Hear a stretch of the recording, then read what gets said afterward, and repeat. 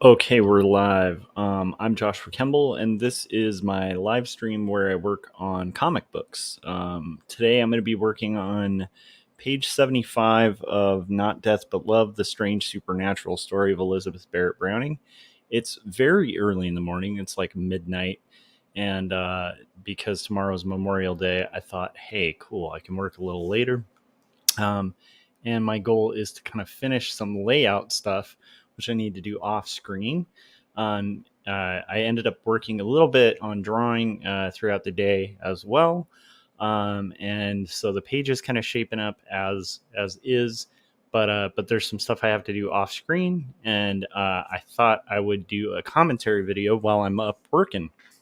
So hopefully I can keep any of you guys who might be up late or early, in my case, company. So anyhow, who am I? I'm Joshua Kemble. I've been an illustrator and graphic designer for over, 20 years. I've been an art director for over 8, I believe. It gets so like weird when you get older. I think it's 8 years. I think it's over. Um, yeah, somewhere like that. But anyhow, aside from that, when I'm not working on art direction or illustration or graphic design, I am working on graphic novels. Graphic novels like Jacob's Apartment, which is a slice of life coming of age story that I wrote. That's available at bookstores everywhere, and we'll probably play some trailers for that throughout the night. And then also, we have Two Stories, which is my graphic novel trying to destigmatize hard conversations about mental illness, talking really openly about my journey, learning how to deal with depression, suicidal ideation, and caregiving for somebody with panic disorder. And the goal being to kind of normalize hard conversations about struggles in life that we all kind of go through. So on the last stream, we were starting some commentary on listening to Cosmic Skeptic and his conversation with William Lane Craig. I keep wanting to say William Lee Craig, who's like an apologist and a debater. And full disclosure, I've never really found him super compelling during debates, but he does seem like a really intelligent guy. So I'm giving him a second shot. um, and then I got in the mood for some Cosmic Skeptic stuff just because we watched a little bit of a conversation between him and Destiny about ethics, and it was kind of interesting. Made me curious to kind of hear how his conversation would go with William Lee Craig. So William Lane Craig, not Lee Craig. So anyhow, I'm gonna go ahead and put that on. If you guys are up and watching, just let me know. If any of the regulars like end up on here and want to hop on stream, just give me a heads up, and I can send you a link, and we can work late into the night. My wife is a nerd. This is literally. I love this mug, but anyhow, and I love that my wife is equally, if not more, nerdy than I am, which is kind of amazing. Okay, let's get into it. So I'm gonna go ahead and put on the commentary layout. I think if I've got it, okay, and that puts us over here. So let me see if I can kind of situate myself. This is the hard part about that. You know what I'm thinking? We're going to edit this layout because I'm thinking that, strangely enough, it actually works better to have the layout over there. Over to here. I wonder if you guys can even see that. I think I'll keep the layout over there because that way I can kind of have a good view of my screen. What I need to do at some point, I have this at work, is get like 2 monitors. So I can have like one monitor with all my like email stuff and stuff like that, and then the other for like art. Most people I know, in graphic design will eventually do that. I do that at my work, and I don't know why I haven't bit the bullet and done something like that here at home. I think it would make live streaming incredibly easier too. Incredibly easy. I don't think that's proper English. This happens at midnight. I start using improper English. So anyhow, let us rock and roll and listen to more of this. So This is literally William Lane Craig discussing whether Jesus rose from the dead. And he's going to have a conversation about it with Cosmic Skeptic. And I believe Cosmic Skeptic, again, midnight, start saying Spectic instead of Skeptic. But anyhow, we'll see like how good of a conversation this is. I think this is more of a conversation than a debate, but I'd be curious to kind of hear William Lane Craig on this, because I think this is more his wheelhouse. Most of what I've heard, man, I'm mostly familiar with him from when I was an atheist. When I was an atheist, he used to debate a lot of the new atheists that I used to be really into. And again, like, not a bad guy. He usually makes like the cosmological argument, which is really fascinating. And it makes I guess, an interesting case for like the possibility of the supernatural. And I don't think his points are bad. It's just his delivery was always stale, so it was always weird. I believe he debated Hitchens, and it was always weird to watch him with Hitchens. Hitchens is like really organic and compelling, and then Craig always felt like a robot in a weird way. But what's funny is I haven't really watched much of him since I'd become a Christian years ago, and so it'll be interesting to kind of see the juxtaposition. Like, was I wrong about him, or like, I don't know. It'll be interesting to see just what exact case he has. Part of how I pick commentary stuff on this channel is this is just stuff I want to listen to while I work on art, and honestly, it's just stuff that makes me curious. So it's going to run the gamut of all sorts of things and all sorts of issues. Yeah, so let's get into it and see if this is an interesting conversation. I think it might be, but we'll kind of find out. And I think we're ready to rock and roll. So let's go ahead and press play. Hopefully, if you guys are out there listening, if I press play and you don't hear anything, even if you're just kind of casually listening, that's fine. But just let me know in the comments if you can't hear anything, and we'll get that fixed. So we'll see if this works. Shibor. Oh, and this is a continuation from the conversation on Livestream 265. So if you're curious and you're watching this and you want to back up, we saw the very intro of this at episode 265, and then most of it went unheard because I ended up having a bunch of friends hop on stream, and we hung out and talked about all sorts of crazy business. Actually, we had a really good, like, vulnerable, interesting conversation, and those are some of my favorites. I find that there's this guy, Luke T. Harrington, who is a really good writer in his own right, and has written several novels, but also had me as a guest on his podcast called Change My Mind. And that question, just like, when was the last time you changed your mind, is like a really profoundly interesting question, because people don't change their minds as often as you'd like to think. And so when they have changed their mind, it's really interesting. I do think it's an interesting conversation. It opens up all sorts of interesting territories, and I've said interesting about 50 times, so I don't know if I've made it clear, but it's a pretty interesting interesting question. Okay, here we go. We're gonna listen to this, and I'm gonna work on my comic. And if you guys are working on stuff, let me know what you're working on, and we'll rock and roll. Okay. She was a remarkable monarch. Oh, he's talking about the Queen, by the way. It's going to allow you to instantly create perfect drum patterns. We're also gonna the video we're watching is monetized. It's good to give him. He is in a strange position of still being officially buttressed by a Christian faith, that is the faith of the Church of England in particular, which I find quite strange, given that the majority of the United Kingdom have now thrown off that religion, unlike the United States. That the UK is kind of the polar opposite, in that it is technically a religious state, but in practice very secular, unlike the United States, which is technically secular, but in practice very religion-oriented. I mean, do you... Yes, I think one of the healthiest things for the Christian church in our country has been the separation of church and state, that we do not have a state church. And what that means is that the church, in order to survive, must do so on its own strength without being propped up by the government.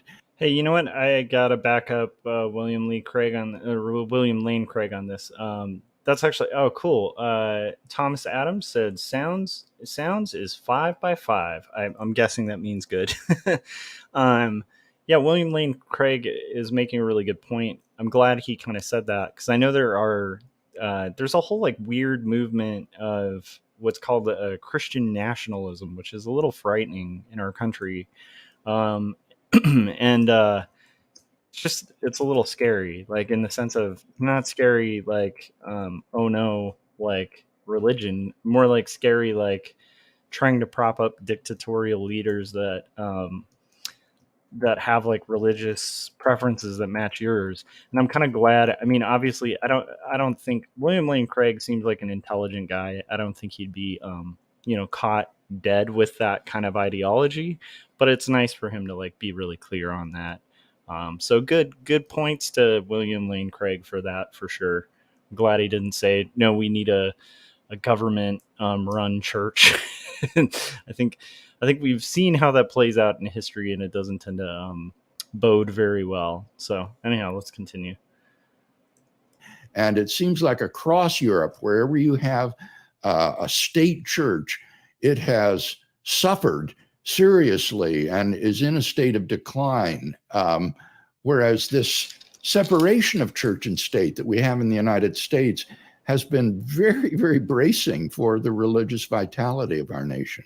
Well, yeah, one of the things that people don't realize is that the separation of church and state is as much supposed to serve the church as it is supposed to serve the state. The origin of Thomas Jefferson's wall of separation was in a letter wishing to protect the Danbury Baptists, I believe, from persecution by the government.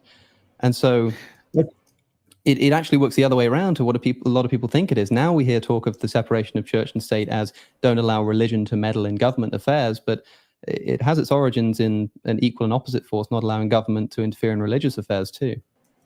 Yes, that's absolutely right. We've got in this country both what's called the Establishment Clause and the Free Exercise Clause. And this guarantees not only that religion doesn't interfere in. So to clarify too, just for anybody who's watching, I believe Cosmic Skeptic is in England, and so they don't have like a separation of church and state, which is an interesting thing to think about. Like they still have like a state belief system, which as they're pointing out, might be kind of counterintuitive to the actual growth of that belief system. And I think I don't know. I'm curious to see, but I'm guessing William Lane Craig might make the case. This is my guess, because this is a case I would make. Ironically, like it kind of waters down the belief system too by like mandating a belief. You get a lot of people in the belief who don't actually believe. That's not necessarily good if you want sincere belief. At the time of like the Spanish Inquisition, for instance, if you're facing an Inquisition, everybody's a Christian. You know what I mean? Like everyone's a Catholic when they're facing the Inquisition. Does that mean everybody actually believes it, or does that mean they just don't want to get murdered for a differing belief system? The government, but that the government cannot infringe upon the free exercise of religion in this country. And that is a precious right, which is often under duress and needs to be defended, but is extremely important. I think you're quite right about that. But this is something that's been eroded potentially in more recent years. And by more recent years, I mean the recent history of the United States since the 20th century. The printing of "In God We Trust" onto the currency seems a little bit strange for a secular nation. I gotta whose original motto was "E pluribus unum." So even with this, I'm kind of curious. I'm guessing William Lane Craig is gonna not be for the "In God We Trust" or the pledge, including one nation under God. I'm just guessing because I think Craig is a historian type dude. And if you study the history, it's like kind of disturbing how those things came about. It's not necessarily like the most Christian in origin kind of thing. And I would make the argument it actually doesn't further the faith; it just waters it down, and makes it palatable for people who may not actually believe it, but they'll just like attach it to like a political ideology or like nation. I'm trying to think of the right word. Like basically when people tie a belief system to like a nationalism, that's actually a good point. I think that's the word I was looking for, is like nationalism. So it kind of like can create like a weird pseudo religion that's like more of a nationalistic approach to belief, as opposed to like a belief system that's based on the actual content of the belief. It kind of gets, if it gets interwoven with like the mythology and the history of a country, then suddenly if I live in, I don't know, let's use a weird example. Let's say I live in Sudan and suddenly the Sudanese government decides that everyone there needs to believe in Scientology. And suddenly you're there and you're in Sudan, and you're kind of like reading all these things, and everything's got like Scientology propaganda on it. If you really like Sudan, then like maybe you'll start calling yourself a Scientologist, even though you're not, right? Like I guess that's my point. I just use Scientology as a random example because I was just trying to think of like an out there belief system. But anyhow, I don't know if that makes sense. Let's see if I'm sure William Lane Craig, who has years of experience doing debates and stuff, will probably word it better. It putting reference to God in the Pledge of Allegiance, things like this. I wonder, as a Christian yourself, who will doubtless celebrate the values that are being instilled into these institutions, are you nonetheless hesitant to see them officially Awesome embossed question. in this way in what should otherwise be a secular Well, nation? that's a very interesting question, because I must admit to feeling a degree of discomfort about those very things. Good. Because the way in which they're justified is that this kind of civil religion is so general and so innocuous that it becomes virtually meaningless and therefore is not intended to establish religious faith. And to me, securing that kind of expression at the expense of meaninglessness and inconsequentialness is a high price to pay. So I do feel somewhat uncomfortable about that. I would rather have these phrases be imbued with deep, significant meaning and excluded than included at the price of triviality. Yes, well, I see this problem happening all the time. I remember, for example, That's a good point. I mean, like if you think about it, like yeah, I mean, like if you think about it, like having this stuff as like slogans, can kind of muddy the waters, and almost become like a crucifix necklace or something, where it's like it's something that used to be imbued with meaning, and then suddenly it's just like a trendy thing that you can kind of say, and it doesn't really mean much. And this happens with cultural things all the time. Where things get appropriated and then like they lose all meaning. And that can kind of suck especially if you believe, the original like cultural thing is an important thing, or, in the case of, being a believer, you believe that this stuff is like holy. Then like, yeah, taking the sacred and just kind of muddying it is not necessarily the best option. Yeah. I'm glad he was on board with that. That's really cool. Interesting. I'm liking William Lane Craig so far. In my Catholic upbringing, being forced to recite the Our Father and the Hail Mary, goodness knows how many times per day. And it got to the point where it's as though the words didn't mean anything to me anymore, because I was reciting them as if a poem or something, rather than really reflecting on every single word. I got to chime in on that. So, my book Two Stories has a scene in a chapel, like at a Christian school, which I had to go to as a kid. And we used to do. I talk about this in the book, but I'll just kind of recap it. Every day that we'd have chapel, it's called chapel. It was basically like an assembly, like a school assembly, but you'd like recite verses and stuff like that too. And there might be like a sermon or like some kind of teaching on like, scripture or something like that. And keep in mind, like the Christian school I went to was like very involved in politics and very involved in like right leaning politics. Like I think that the vice principal of the school was also the assistant pastor and also became a state legislator, kind of using the church that it was connected with as like a springboard to kind of get involved in politics.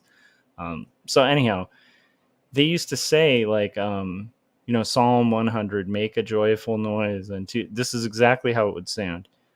Into the Lord, all ye lands, serve the Lord with gladness. Know ye that like, so it is he that hath made us and not we ourselves.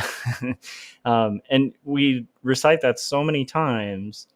I totally relate to what Cosmic Skeptic's talking about, where it lost all meaning. It like, you didn't really reflect on like what the meaning was of the scripture. It's just like you just started kind of the point being, it's like just a bunch of people droning on and kind of forgetting the meaning of the scripture they're reciting. And that can be really dangerous if you think that there's important things within the text you're kind of consistently repeating. And not to say the memorization's bad, but interesting. Do you This is a think really actually? I mean, interesting because the conversation. Our Father in particular, it comes from a gospel recording of Jesus when asked by his disciples, "How is it that I pray?" Jesus responds by Yeah. saying, "Well, pray to our Father who art in heaven, hallowed be thy name."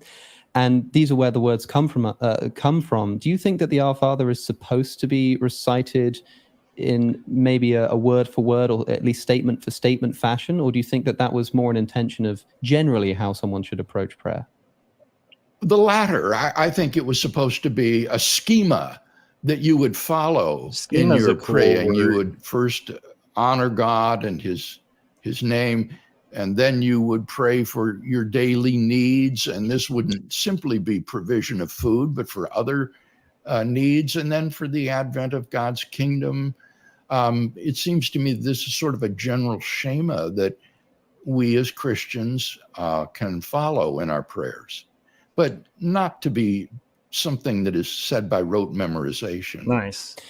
Yes, I remember that one time, and psychoanalyze this as much as you like, but I had a dream that I was dying in a plane crash, and it kind of confirmed this no atheists and foxholes narrative. And that when I was in this plane crash in my dream, one of my first instincts was to say an Our Father, to think, look, just in case, let's see what we we can do here. Yeah.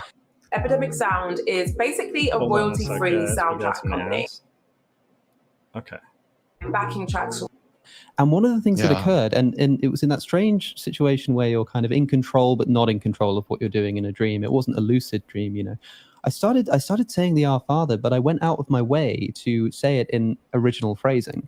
I tried to change every single word or every single phrase. Well, that's commendable. And it was as if in that moment of where prayer, if it's going to be tried and let's see if this really works and done properly, it was an exercise in trying to really actually get to grips with the words. And I think this is where a lot of religious instruction may go wrong, and what puts so many people off is this ritualistic approach to engagement with religion. That I actually have to totally agree with that. I think that there are things that are strange that you kind of will find out as you get like older and read more and study history and science and all sorts of stuff. There are things within the church that like have no basis in like the actual belief system. Even the like way that the buildings are kind of set up is like roughly based around like a basilica, which was like a auditorium in Rome. Or I think it's in Rome, or maybe it's a Greek auditorium. I'm kind of forgetting my art history here. But like the basilica itself is like a building that's structured to kind of reinforce like power structures. And so like the like arrangement of most churches is like based on like a political building that was made to kind of make certain people feel poor, certain people feel wealthy. Like it was kind of a status layout of a building. And it's kind of interesting when you look into the history of like a basilica and stuff like that. It's like you start looking at these buildings that some of them are ornate and beautiful, and you start realizing like there's more to these than just like a scriptural basis. You know, it's like some of the structure of the buildings themselves come from other things. Similarly, like there's a lot of routines and rituals that are kind of extra like additions to like what's actually in biblical text, which is really interesting to me. I found it really fascinating too, because like I even found that you know when I reapproached belief, I found it really fascinating that as I had like been raised like in the churches that I like went to as a kid and stuff, there was like this idea of hold on a second. So there's this idea within certain groups of evangelicals that it's like almost like it's completely known that like before the end of the world, like everyone will be before the tribulation. There's like this whole thing called the tribulation in like Revelations or whatever at the end of the Bible, and it's like um, there's this common belief among evangelicals that like it's like the whole, oh my gosh, I'm forgetting the series. There's like this Left Behind kind of thing where there's this whole idea like everybody's going to get scooped up and all the Christians won't go through like this suffering that's like listed in the end times, and it's all like this very frightening thing, especially if you're a kid, to like read through. And justifiably so, right? Like supposedly the end of the world. But what what ends up happening in this is like, you know, again, like a bunch of churches teach it as like almost like gospel truth that like all believers are kind of like collected up and before the tribulation, and so they won't be on earth during all this stuff. And then when you read the Bible, it's like there's some indications that might be the case, but maybe not. Like, and it's way more gray than the black and white that a lot of evangelicals will teach that with. And so it's shocking, like to me, like reapproaching belief after a long time of being an atheist and then coming back to believe in Christianity. It's like it's a totally different perspective that I have than I would have as like a kid, and some of that's just being a mature adult, you know, and having a more adult interpretation, taking things a little more seriously, like with, you know, my own studies and my own reading and stuff like that. But part of it's just like accepting the fact that like a bunch of people were saying things were like, no, this is like a rigid law, and they aren't within the belief system. And I think maybe that's just like was my impression because I was younger or something. I don't know. It's an interesting thing, but yeah, I'm glad. Anyhow, that was a long tangent. I'm glad to hear that.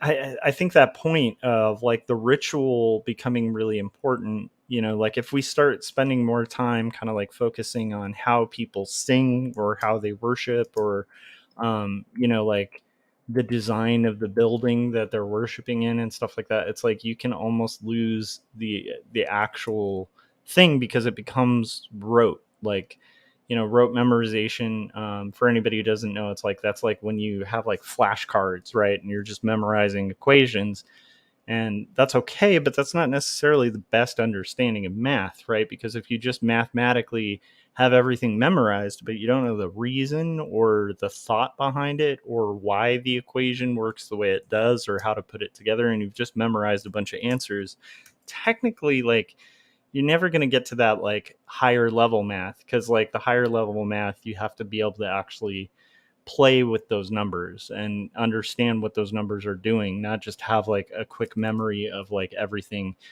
Now don't get me wrong, memorization's not bad, but it's just like deeper learning tends to be like even with my students, when I used to teach art school at LCAD, um, I would always make assignments project based because if people didn't have an objective, like a goal, like hey, we're going to make a poster, like a gig poster or something like that, with certain parameters, then they have really no reason to try to play with the tools like Photoshop, Illustrator, whatever mediums they're using to illustrate.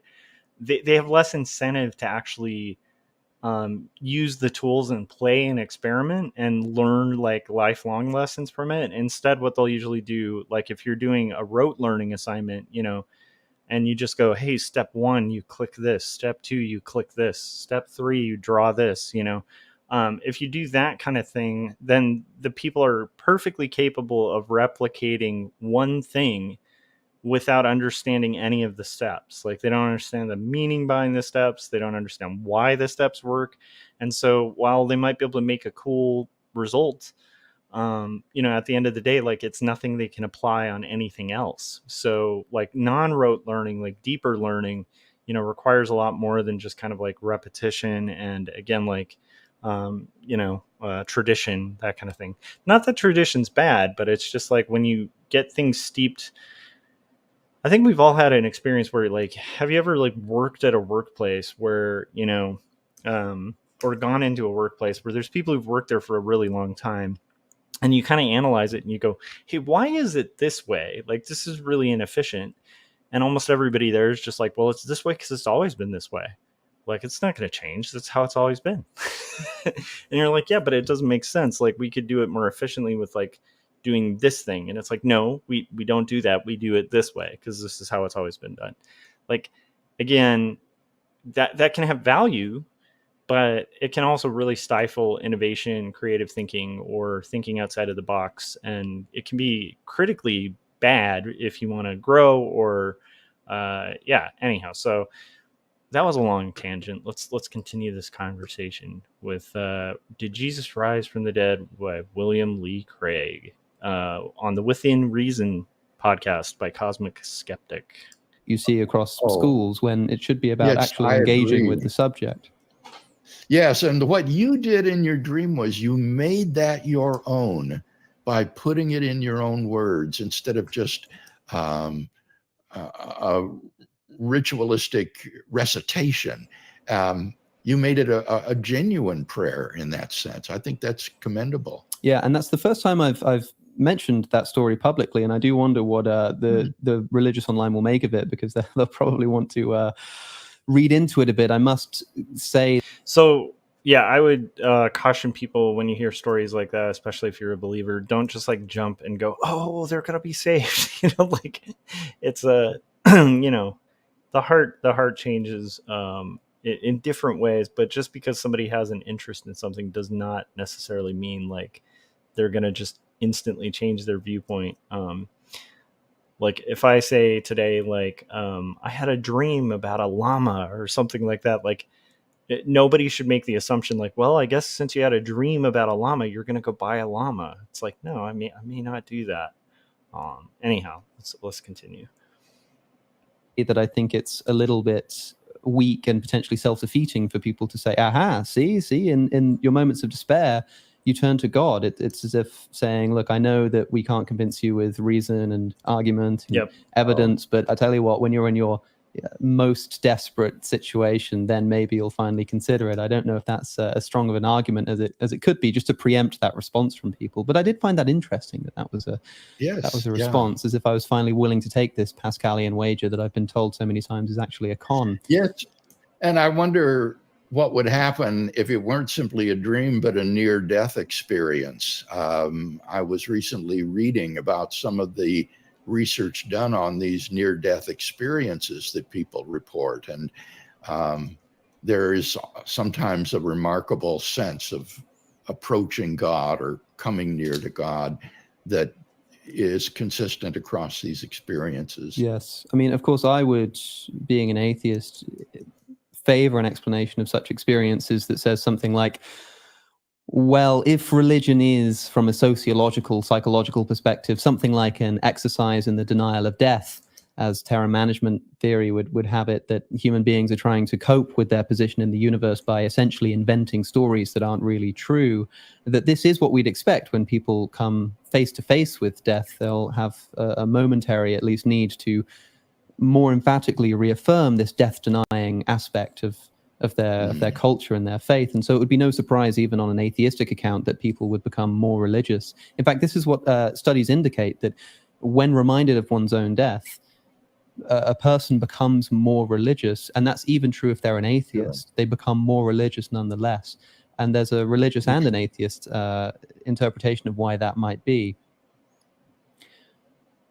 Yeah, I'm not familiar with that, but that's fascinating. It's a fascinating area of study, terror management theory, that says that most of human endeavors are an exercise in trying to ignore or deal with our fear of death.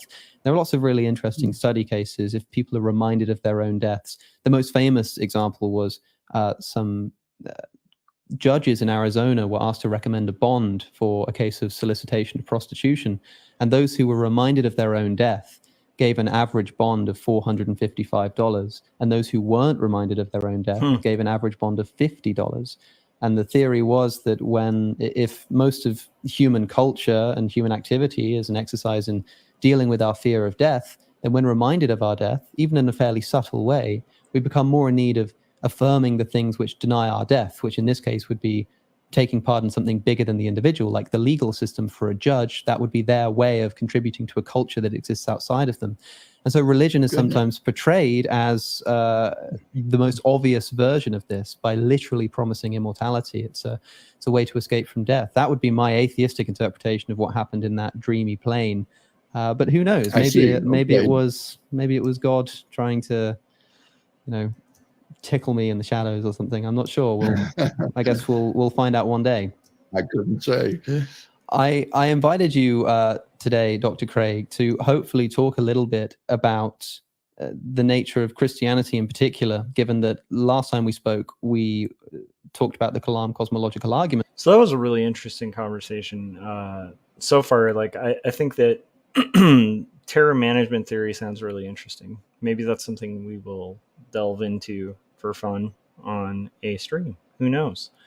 But yeah, I think that's what I used to think, for sure. When I was an atheist, I used to think that that it all stemmed from a fear of death and a lack of acceptance that we're just going to stop existing. That's what I would have said, a decade ago. Now I'm more, on the other side of the fence, where I think there's truth to it, But it's interesting, having been on one side of the fence, it's pretty easy to understand and relate to that. And honestly, it's logically consistent, with his belief system. So let's continue. Which is a great point of philosophical interest. But at the end of the day, you're not just a theist, but a Christian. And one of the questions I wanted to ask you, actually, was in regards to this kind of thought that somebody maybe would be compelled to take this Pascalian wager at the moment of their death. And this is the kind of story that you often hear of somebody coming to faith in a moment of emotional necessity. What do you think is a more powerful approach to bringing people to the faith of Christianity? Is it things like trying to prove the historicity of the resurrection, or more trying to demonstrate what it is that the resurrection is supposed to represent for people emotionally? Yeah. Well, I'm sure that if you're talking about evangelistic effectiveness, it would be the latter, because I do think that people tend to make decisions primarily on the basis of emotions rather than on the basis of reason. But having said that, I think that many university-educated people are closed to the message of the gospel because they think that it is intellectually uncredible and therefore not something that can be believed by an intelligent person. And so for that reason, I have tried to present the message of the gospel in the context of giving an intellectual defense of the faith. I doubt that very many people will become Christians because of the arguments. But I think that what the arguments can do is give a person the permission to believe when his heart is moved by the message of the gospel. I kind of agree with what he's saying too. I years ago, and this goes for almost anything. I tend to, like, the older I get, the less I think that argument alone can change someone's mind on anything, honestly. Now, is there a reason for argument and presenting your case and stuff like that? Yeah, 100%. But rarely does somebody change their mind entirely just based on an argument alone. Quite often it's, a much deeper thing of like life experience or, like your own kind of explorations. And so like, I kind of, again, like I'm actually pretty impressed with William Lane Craig's answers and discussion here. Okay. Let's continue. I see. So when talking to, say, an atheistic crowd, I've seen that in some of your lecture tours, I attended one in person, actually, when you came to Oxford just before the pandemic, I think. And you tend to use 5 arguments, I believe. I'm not sure if this is still your approach, but you'd lay out, I think it must have been the Kalam, the fine-tuning, and one of the arguments was the resurrection of Jesus.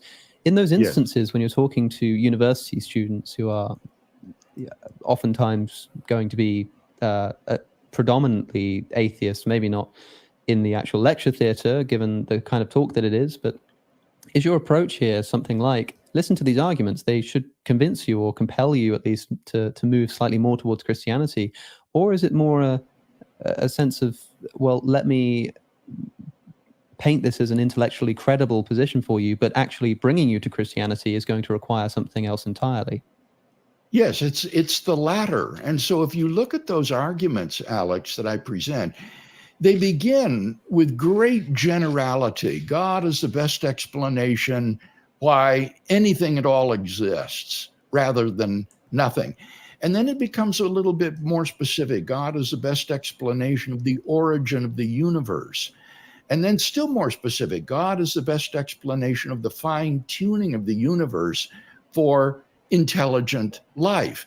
And then the moral argument that God is the best explanation for objective moral duties and values in the world, which raises then, of course. Okay, ladies and gentlemen, this is a really interesting conversation. I am at a good spot to take a very brief break and refill my water here so that I don't get dehydrated whilst working. It's looking like, if I look at it, I think we got another hour or so of layout left to do. So I'll probably be streaming for about an hour longer.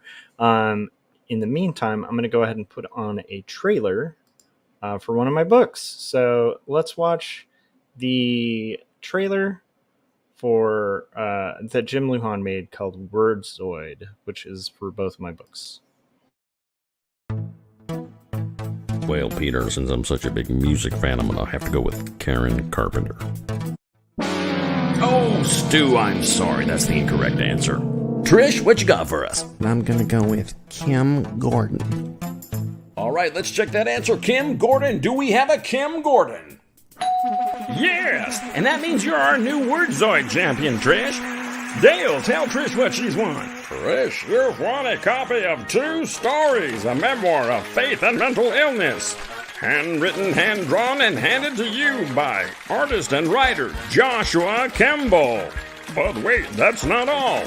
You've also won a copy of Jacob's Apartment, the story of a doomed romance. What happens when you take Eternal Sunshine of the Spotless Mind and put it in a blender with Ghost World? You get Jacob's Apartment, written and illustrated by Joshua Kemble.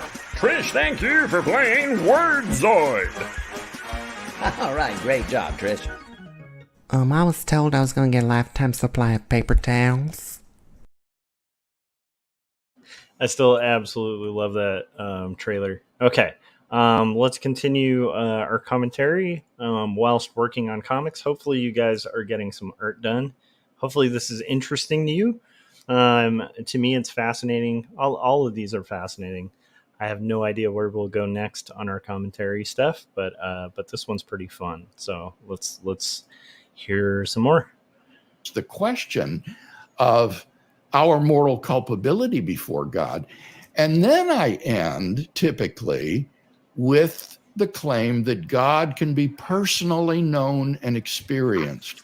And often I will, if I have time, share here a word of personal testimony from my own experience of coming to Christ.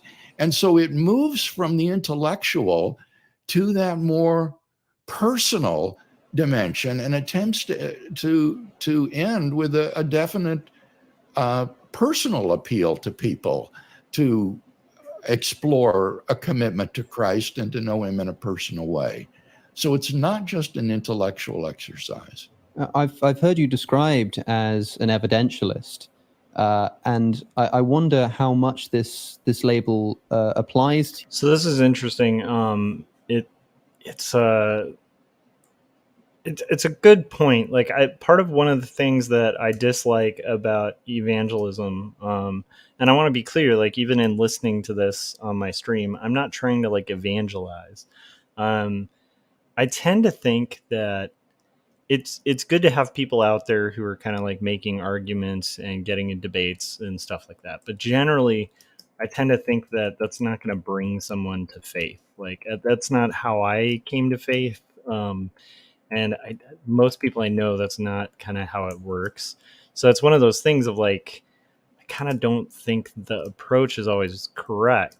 I'm kind of interested in the fact that I like the fact that he was describing what I kind of see it as, which is like, yeah, you can give people information and answer like why you believe what you believe and stuff like that. But at the end of the day, it really is like about a personal relationship and a personal choice. And that's like something you can't really force on people. Again, one of the reasons why, like, you know, even having like a government that's super like forcing it on people is not really going to be effective in the long run. Because again, like belief comes from a much deeper place than that kind of stuff. So that was interesting.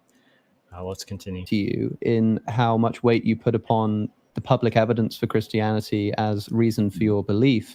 There was a letter that Dostoevsky once wrote to a friend of his, and I can't remember who it was, but in writing this letter, he said, and I'm paraphrasing here, but it was just about, if I found that all of the facts lay outside of Christ, I'd sooner reject the facts and throw myself with Christ than reject Christ and throw myself in with the fact. This is something that Dostoevsky wrote, which I think goes unremarked upon in religious analyses of his works.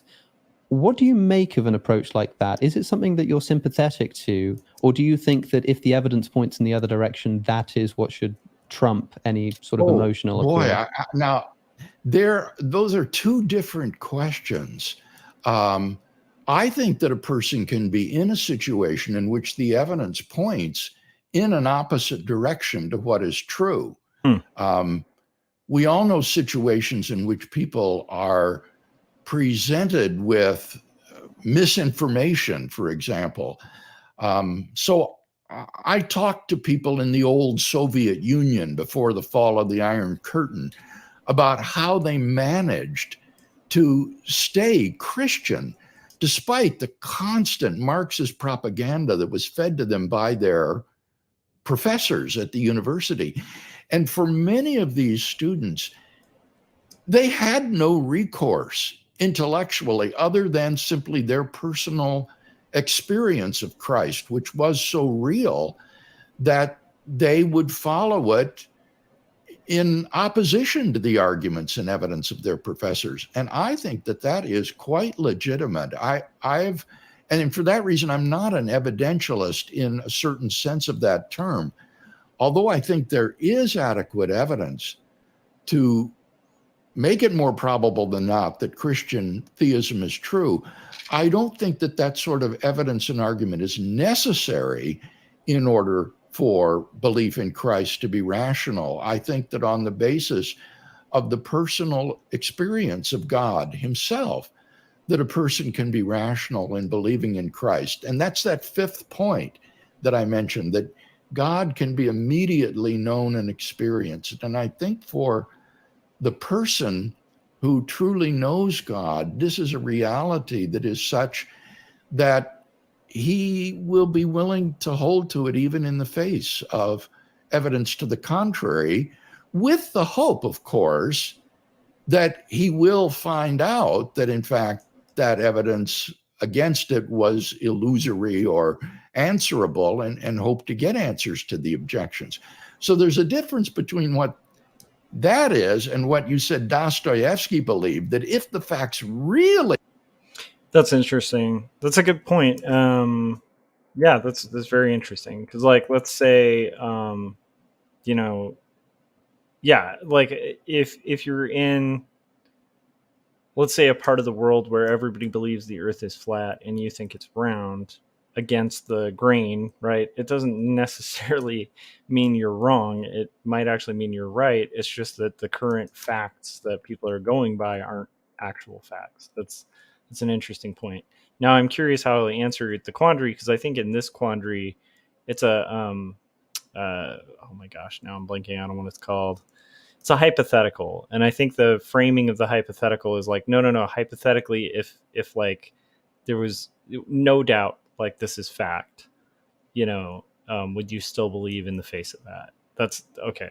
That'll be interesting to see him tackle that. That's where it seems like he's going to go. They were against Christ. He would choose Christ rather than the facts. I think that's impossible. Because if the facts are that Christ is not God, that he did not rise from the dead, it would be crazy to believe those things. So we want our beliefs to be aligned with the truth, but in our historical situationness, sometimes people are in situations where they don't have adequate evidence to apprehend the truth. And there we can be thankful that God, through his Holy Spirit, has made an immediate knowledge of God accessible to them.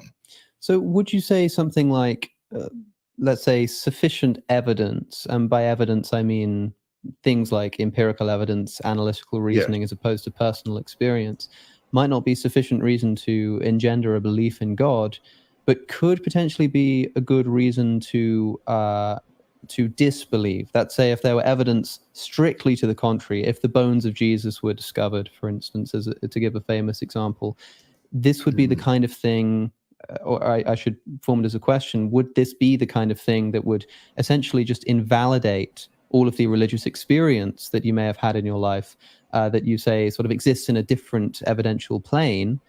But surely upon discovering the bones of Jesus, proving that he never rose from the dead and ascended into heaven, this would give you reason to essentially favor this evidence over the personal experience that you've had with God, such that that personal experience becomes invalidated?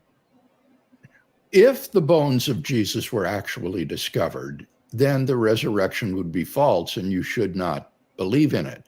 But I think that given the uncertainty inherent in archaeological discoveries, we're never going to have evidence that the actual bones of Jesus were found. I think the possibility would always be there to say this is probably not actually his tomb.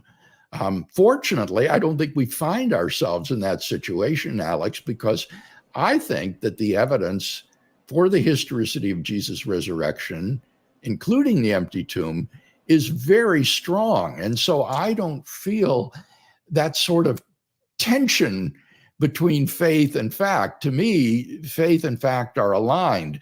But I do realize that for certain people at certain times and places in history, the evidence and the truth can be out of sync with each other. And again, I refer back to my illustration of students in the old Soviet Union who had to persist in faith in spite of the evidence that they had from their professors and teachers.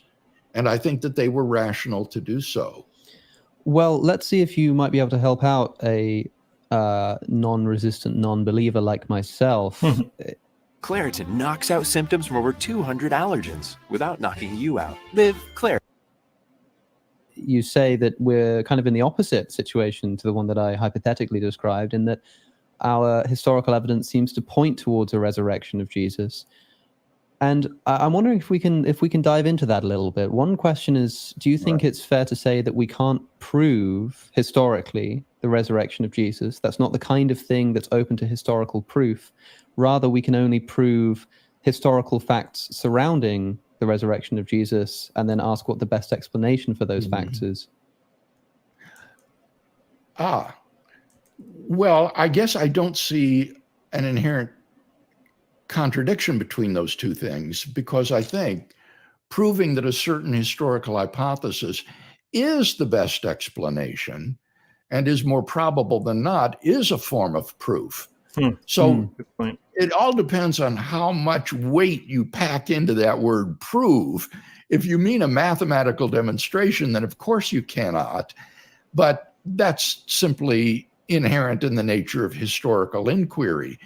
But if you mean prove in the sense of provide good historical evidence for a conclusion to make it more probable than not, in that sense, I think it can be proven. So here's a question, because this comes up a lot.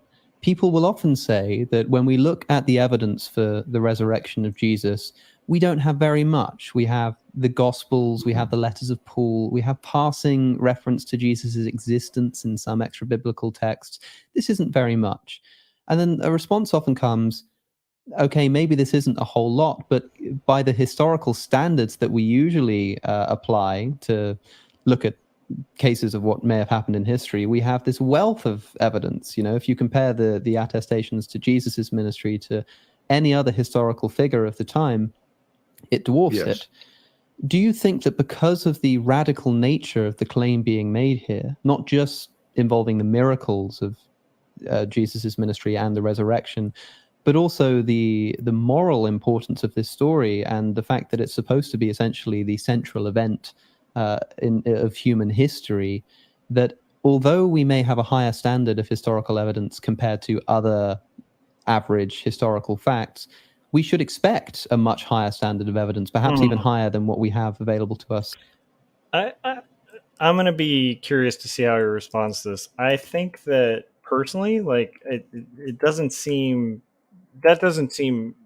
intellectually honest. Like, to the point where you're going to require higher standards for a historical event than we require for historical events. That just doesn't make sense. Like, if it is a historical event, we should measure it by the same standard that we measure all history.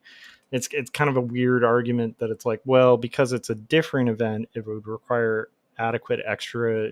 I don't know. That I'm curious how he'll respond to that, but that seems intellectually a little dishonest as it stands. Yeah, I don't agree with that attitude at all, Alex. Yeah. And I got myself into some controversy by saying this. Recently, it seems to me that in virtue of what's at stake in believing in the existence of God and Christ, that it would be wrong to demand higher standards of evidence for this. If anything, it would seem to me that one would be more ready to believe if there's any sort of shred of evidence that would be supportive of it, because of the tremendous practical benefits from its being true. And this is the idea of the Pascalian wagering, again, that you mentioned earlier. In addition to being epistemically justified in holding a belief, a person could be practically justified in holding a belief. And I think that belief in Christianity can be pragmatically justified.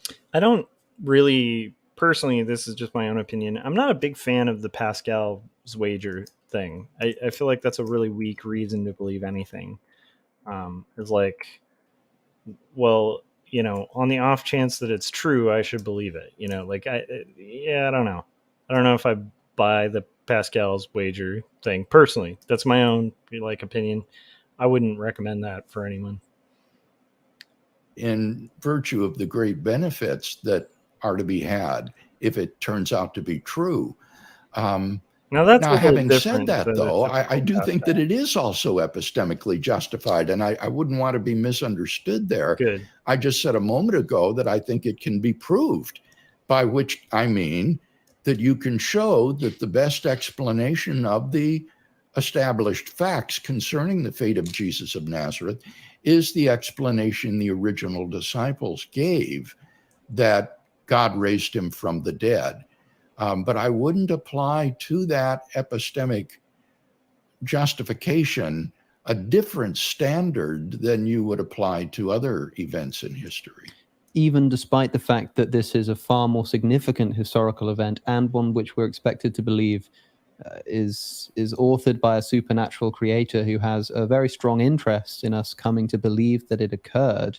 I think this is that even from a secular perspective, there's that old maxim of Carl Sagan's that extraordinary claims require extraordinary evidence. I wonder what you think of that, but that would be true even if it weren't for the fact that the extraordinary claim being made here is one that we're supposed to believe that the omnipotent creator of the universe also wants us desperately to believe, and yet the evidence provided is maybe just about in line, maybe a little bit more of what we'd expect from any average historical analysis into the past. Shouldn't we expect a bit more if God wants us to believe this so badly? This commonsensical slogan that extraordinary events require extraordinary evidence, I think, is demonstrably false. It misunderstands the probability calculus. Events which are extraordinary and therefore highly improbable relative to the background evidence can nevertheless turn out to be highly probable if the evidence on the hypothesis is much more probable than the evidence would be if the hypothesis were false. And so it's just, I think, demonstrably wrong to mouth this slogan that extraordinary events require extraordinary evidence. You can have ordinary evidence that will be sufficient to establish an extraordinary event. What's key will be the ratio between the probability of the evidence on the hypothesis and the probability of the evidence on the negation of the hypothesis. You know what's interesting? I've actually quoted that Sagan quote before, and I have to admit, I'm kind of, I'm trying, I don't think I'm biased here, but that's a really good point that William Lane Craig, I keep saying Lee, is making about the extraordinary claims require extraordinary evidence, because again, like, something's only extraordinary if the probability of it is insane. But if, like, you get enough sufficient evidence to where it ups the probability, then sufficient evidence would be just evidence. Like, it's actually a really interesting point. Like, a good point would be, if you went back in time, right, and you told people, like, we're going to be flying around in airplanes, right, and this is like cars, people would just think that was the most extraordinary, ridiculous claim. But if you provided sufficient evidence, it's not like it has to be some kind of beyond belief evidence. You could provide, like, very basic evidence that would prove your claim. I mean, obviously, if you could bring stuff with you, or at least have the equations and the math that kind of works to allow flight, and kind of describe some of the science and stuff to people, that might be sufficient to kind of establish that as fact to, like, people in the past. That's hypothetical, right? If you could travel in the past, but the point, anyhow, that was a really banger point. Like, that's making me reconsider. And I'm already a believer, but it's like I've always used that Carl Sagan quote because I tended to believe it. But that's actually a fair point. Like, like a good example is like the neutrino is a pretty extraordinary claim. We just watched a thing on neutrinos, and it's like, yeah, but I mean, sufficient evidence is you just kind of do science, and then, like, yeah, if indicators show that it's there, then that's probably what it is. It's an interesting point, and especially with history, right? Like, why would we require more historical evidence for an event that seems unlikely, you know, if it's as well documented as like, you know, I don't know, like the Trojan War or something, you know, it's a good point. I don't know. That was really interesting. I don't know why I didn't think of that. So this is one of the things that's fun about this. This kind of thing is like I'm learning something here. I got to think about that one. It might be the way he worded it, but that was really interesting. Wow, I wasn't expecting to have one of my thoughts challenged.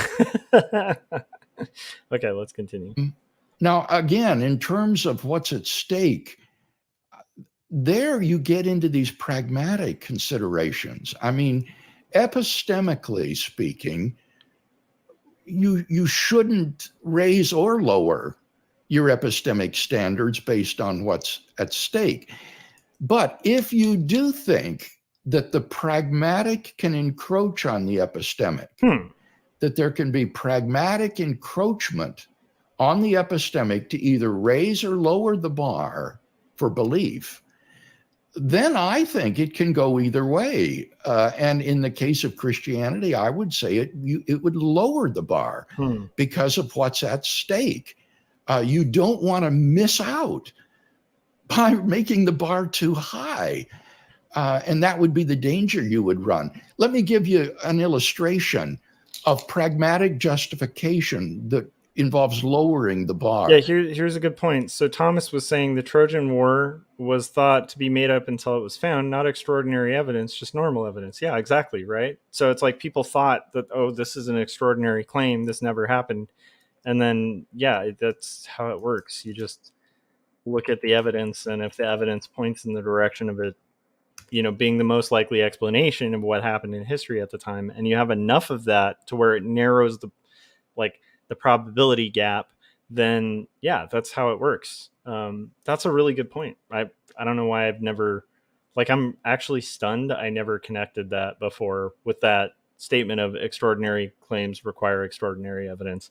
We believe a lot of things based on just normal evidence. Like, what is extraordinary evidence? This doesn't make any sense. It's just evidence. And if the evidence points in that direction, we tend to at least pursue or consider those directions. This is a really good point. Suppose your diet. I'm curious about this encroaching content, though. I'm not quite sure if I'm comprehending what he's talking about, where it's like the personal can encroach on the epistemic. This is an interesting. That seems like a toss, like a free throw that may not hit. So I'm kind of curious. I mean, so far he's spoken with a lot of intention and intelligence.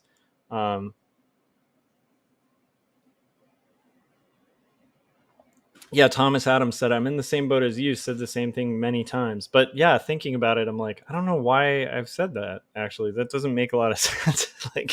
No, just claims require evidence, right? And I mean, if there's sufficient evidence, then the claim is likely true. If there's not sufficient evidence, the claim is likely not.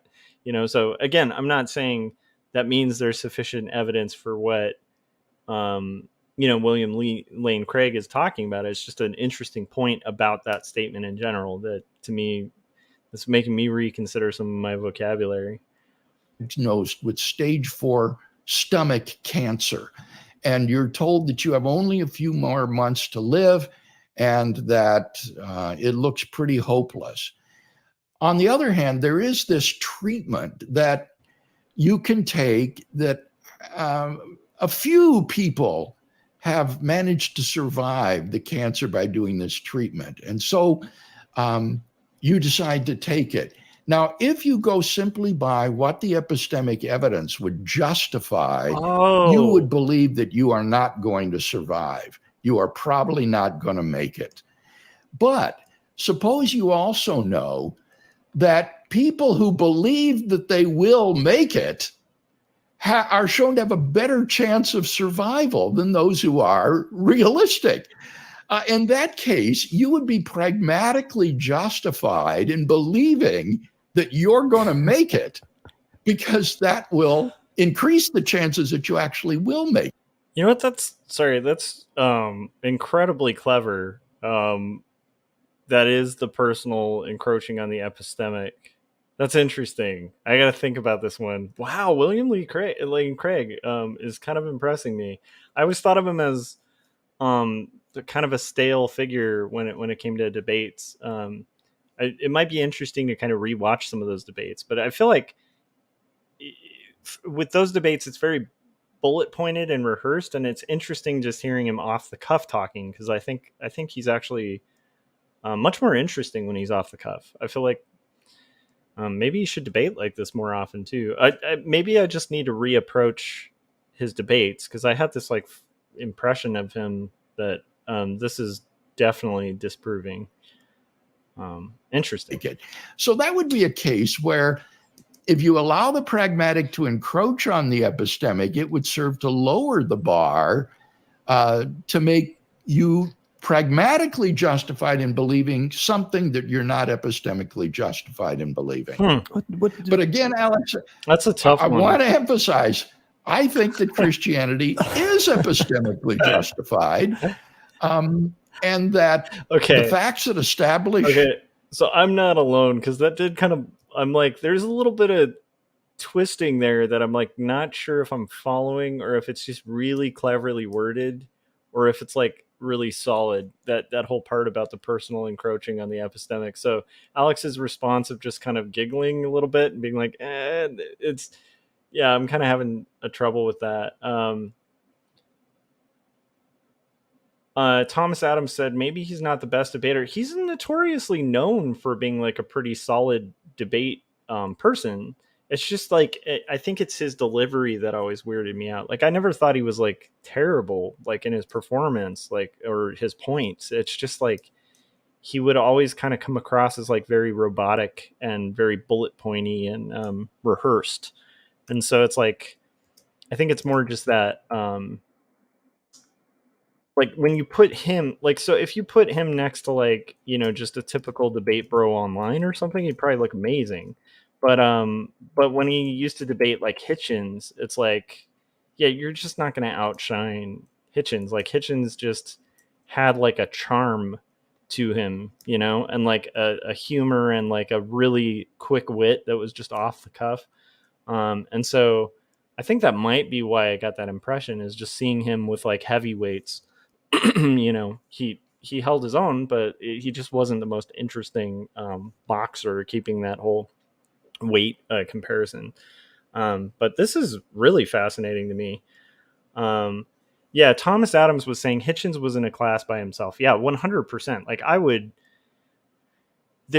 there's a few people that are just charming and also intellectually just killers, like just people you don't want to get in a debate with because they will make you look stupid.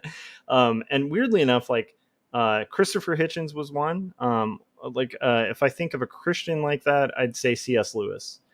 C.S. Lewis was one of those guys that could walk into a room and just charm everybody, kind of blow their minds and then leave. And people were like, you know, it's like a puff of smoke where you're just like, what just happened?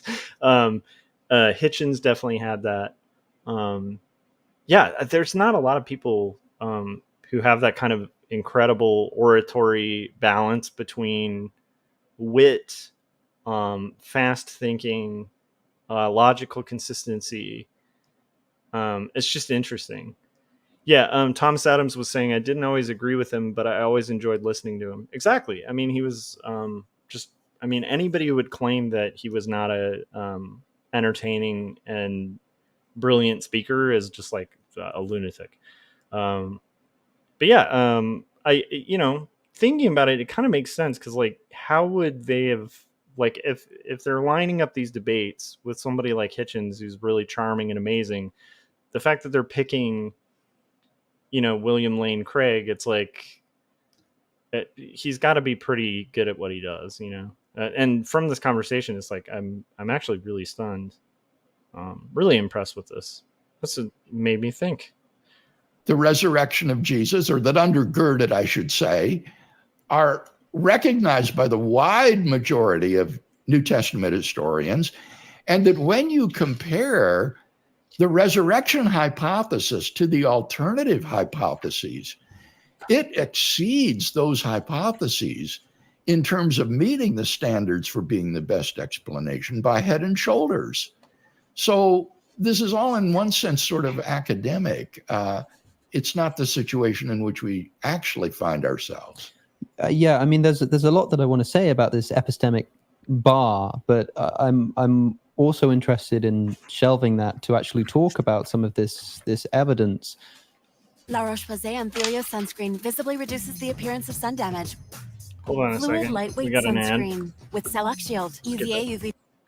You say that, look, this explanation that of the historical facts around Jesus's death are best explained by a resurrection when you compare them to the alternatives.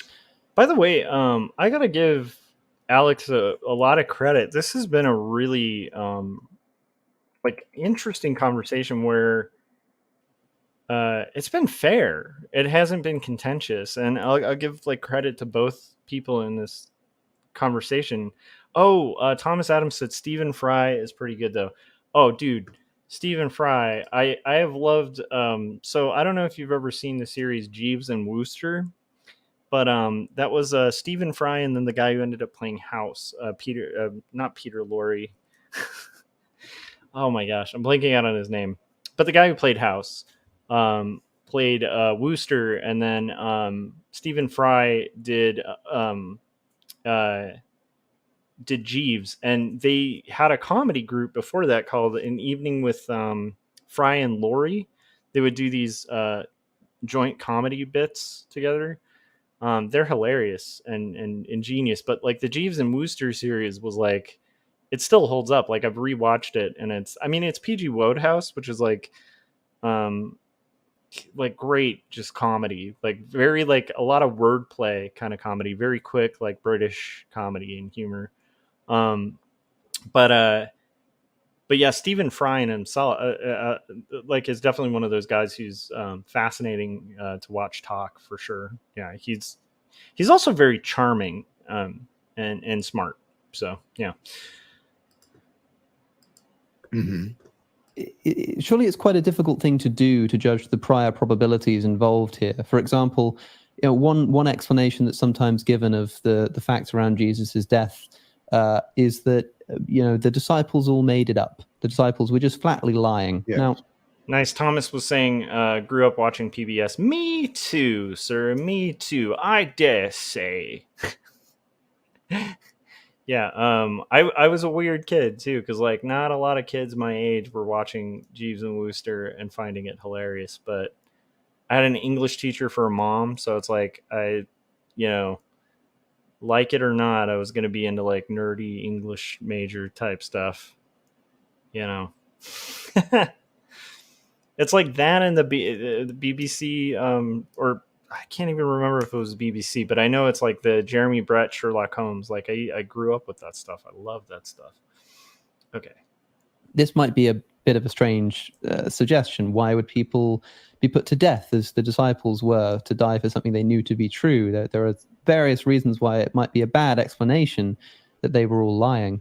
But when compared, for an atheist at least, against an explanation that says that there was some divine intervention that led to a man actually rising again from the dead, even though alternative explanations do, I grant you, seem incredibly implausible. Whatever happened on Easter morning, it was weird. I don't know what happened that morning. Okay, this is really getting interesting. I am gonna go ahead and play a trailer again. I've actually wrapped up my layout stuff for the night. Woohoo! So I think what I'll do is continue the commentary for another let's see. Well, it's already 1:50. So I'll come back and continue the commentary for another 20 minutes or so after the fact of this break. So if you haven't yet, hit that like button while this trailer is playing, and I'll be right back and we'll continue this. We're probably not going to have time to continue the entire conversation, but we're about 40 minutes in, and there's about an hour and 5 minutes. So if you're curious, you can also check out the full thing on Within Reason on Cosmic Skeptics channel. It's Within Reason number 24. Really, honestly, now I kind of want to listen to more of these Within Reason things, because I think it's a really interesting conversation, and it's fun to see somebody with similar beliefs to you getting challenged by somebody opposing that, like, actually has kind of like is coming from a good faith position.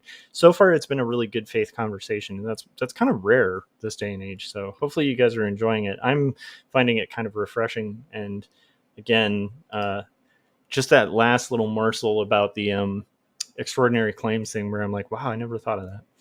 Okay, here we go. Here's the trailer for Jacob's Apartment. I'll be right back.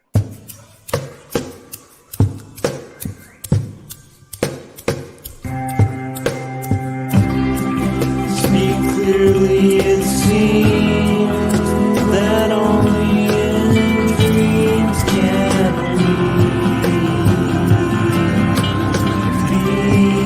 these things we've seen and walk around breathing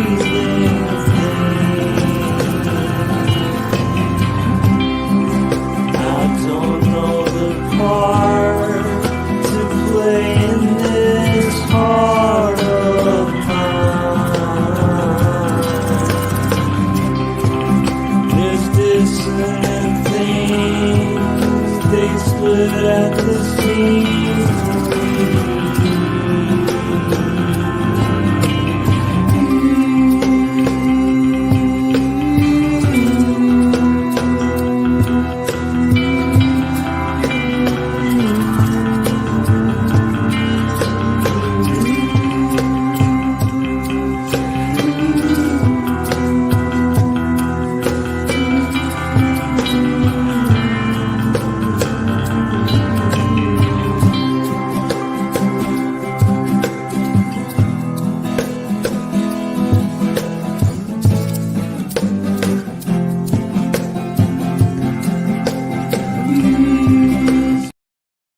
All right, that was the trailer for Jacob's Apartment. I'm going to play one last trailer because I still have to get a little bit of water, and then we'll continue with the stream. And I think what I might do, let's see, I finished most of my layout stuff. There might be a possibility of a risk game in a little bit, so we'll see. That might be kind of how we wrap the stream. With an attempt to take over the world. But here's the trailer for Two Stories. And then I'll come back and we'll do more of the stream. Thanks to everybody who's tuned in. I really appreciate it. And we will continue in a few seconds. So one more trailer and then we'll continue.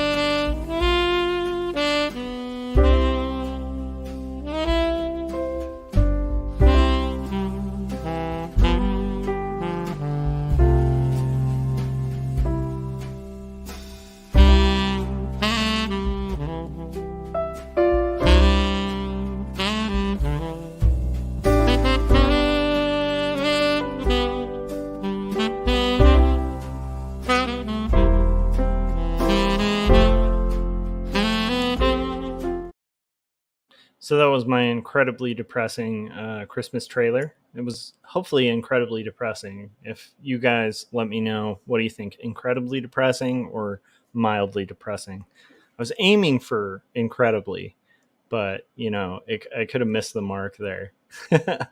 Okay. So yeah, and that was originally a Christmas trailer for the book. So it was kind of meant to be like an offsetting Christmas trailer. Let's see here. So I am looking at it. There's a little bit more layout that I can do I thought I was done just when I thought I was done. But what we're gonna do is so we'll go for another like 10 or 20 minutes and work on comics and stuff, and then we'll cap off the night with a active, crazy game of Risk, which will be interesting. I'm still only at expert mode on that. I was a master for a little bit, and then I lost that. But now I'm an expert, I believe. Let me check my Risk status real quick.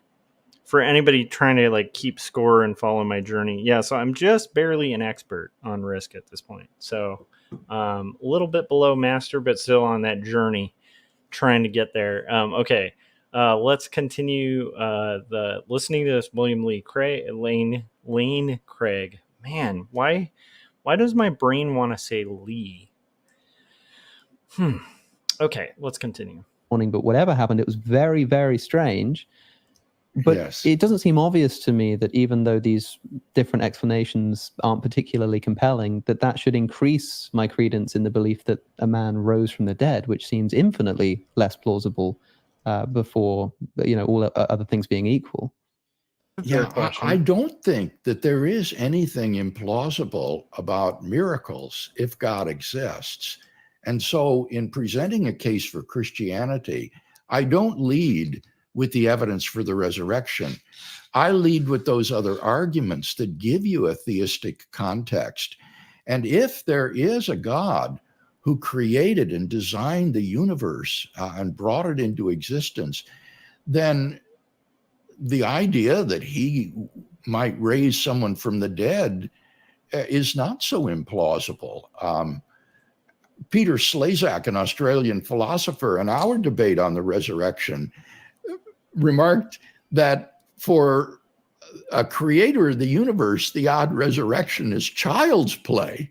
And I thought, well, that's really true. So for the atheist who stumbles at the miraculous nature of this explanation, I think he needs to go back to those theistic arguments and review those before coming to the evidence for Jesus' resurrection.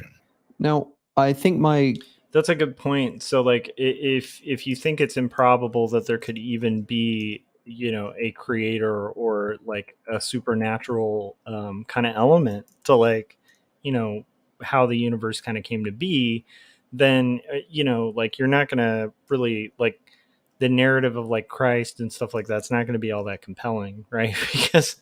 because again, it's like if it's not even possible that there would be, a larger thing. Oh, nice. Adam Lord said William Lane Craig versus Lawrence Krauss is one of my favorites. Life, the Universe, and Nothing. Nice. I'm going to have to, maybe we'll put that on the tally. Maybe I'll revisit my William Lane Craig thing. I think, actually, Adam, I think you had mentioned being like interested in him as a debater. And I think I kind of disregarded that at the time because I still had this like impression, I think from the Hitchens debate, where I was just like, I don't know, he's kind of plastic, and you know what I mean? There's something just kind of weird and like politician-y about him. But seeing this, I'm like, I don't know, man. I'm pretty actually compelled and interested in what he has to say. And that whole point, like, I don't know, Adam, if you caught that whole point about the extraordinary claims regarding extraordinary evidence just getting shut down very quickly. To the point where I was pretty stunned by that. So honestly, like, he's a pretty smart guy. Yeah, he said, I like William Lane Craig a lot, even though we typically come to very different conclusions. Yeah, that's the thing. Like, I was just talking about, actually, Thomas and I were just talking about really admiring, like, Christopher Hitchens, like Stephen Fry. Like, there are people who, I'd say C.S. Lewis is one of them. Another good example, like Winston Churchill. Like Winston Churchill is one of those guys, like you watch his speech and it's just, there's something magical about his oratory abilities and like his ability to kind of like move a crowd and be really interesting. That's a rare thing, So it's kind of interesting to it's you don't have to agree with people to admire their intellect or like their ability to kind of present an idea. I'm actually really impressed by this. yeah, he's a little more coherent and on point than I had remembered, and so this is making me want to revisit. I also have to give credit to this Alex guy of Cosmic Skeptic. He is really doing a good job of like having an interview where it's a conversation. And Adam said Craig is exceptional with logic and rhetoric. Yeah, I'm kind of impressed. Again, like just the shutdown of the extraordinary claims require extraordinary evidence phrase that I myself have said a million times. It was really shocking to me. I was like, wow, that kind of threw my head for a loop in a good way. Okay, let's continue. My goodness. Listeners will be broadly familiar, so perhaps without going into too much depth, just bullet pointing, what are the main points of evidence that you would direct people's attention to say these are reasons to think that a man rose from the dead on Easter morning? First, I would say, what are the facts to be explained? And those would include things like the death of Jesus of Nazareth by Roman crucifixion during Passover around AD 30. Second, his burial or interment in a tomb by a member of the Sanhedrin, the Jewish Sanhedrin named Joseph of Arimathea. Thirdly, the discovery by a group of his female followers on the Sunday morning after the crucifixion that tomb was empty. Fourth would be that thereafter various individuals and groups of people experienced appearances of Jesus alive after his death. And then the last one would be that the earliest disciples suddenly and sincerely came to believe that God had raised Jesus from the dead, despite having every predisposition to the contrary. And then I would ask the question, if those are the facts of the case, and the wide majority of scholars agree with all five of those points, then the question is, how do you best explain them? And I can't think of a better explanation than the one that the original disciples gave. When you assess these explanations in terms of the standard criteria for being. Nice. Adam said, I had a great family day today and got some financial issues resolved. It's, dude, good. Honestly, resolving financial issues, thumbs up for that. One of the most stressful things anybody can deal with in life are financial issues. It's crazy when you're in like in any area where like financial issues are a problem. So congrats on that. That's good news. Glad to hear that, man. And you know, I'm stoked because I have tomorrow off. That's pretty exciting. Or I should say today off. That's right. Okay, we're gonna listen to about let's give it like another 15 minutes. It's pretty fascinating. So I don't want to cut this too short. It's going to be interesting, and then after that we'll probably close out the morning with Risk, and then I probably will be streaming most of the day tomorrow, because I'm actually at a pretty good point on the page. Want to keep that progress and momentum going. A good historical explanation, things like explanatory power, explanatory scope, plausibility, degree of ad hocness, consistency with other beliefs, and so on and so forth. Why could the disciples not have been making it up? Well, just take one of the facts, that they suddenly and sincerely came to believe that God had raised him from the dead, despite every predisposition to the contrary. You would have to say that is in fact not a fact. So you would go back to whether or not that is true. And I think that the evidence is that these earliest followers of Jesus did sincerely believe the truth of the message that they proclaimed, and were willing to die for. People don't die for a lie that they have themselves made up. This is an interesting example. Like, I think this is a C.S. Lewis argument. I think this is where that stems from. About like the believability of the disciples or whatever. The only thing I can point out, and this is, it's funny because, like, again, he's arguing a viewpoint that I agree with. The only thing I could think of that I'm not sure if Cosmic Skeptic will bring up or anything like that is the statement, people don't die for a lie. I think people do sometimes. I mean, there's a lot of it's a tough one. The examples that I think of are like more self-interested. So I would say maybe it's compelling because these people weren't dying for something that brought them like financial wealth at the time. Whereas like a lot of the kind of mega cults that I think of, like I'm forgetting what the cult was that did the Kool-Aid, where it's like you have like the Hale-Bopp comet people and stuff, and it's like there are people who will die, and admittedly I think the people who started the Hale-Bopp thing weren't deluded to the point where they actually believed their own hype. I think they just saw that the gig was up and they decided to take everybody out with them. So it's a little different, but I do think it's compelling when somebody's willing to die for something. So clearly they probably believed it, but I don't know if that's, I guess I'm just saying, I'm not sure if that's as strong as, as it's being made out to.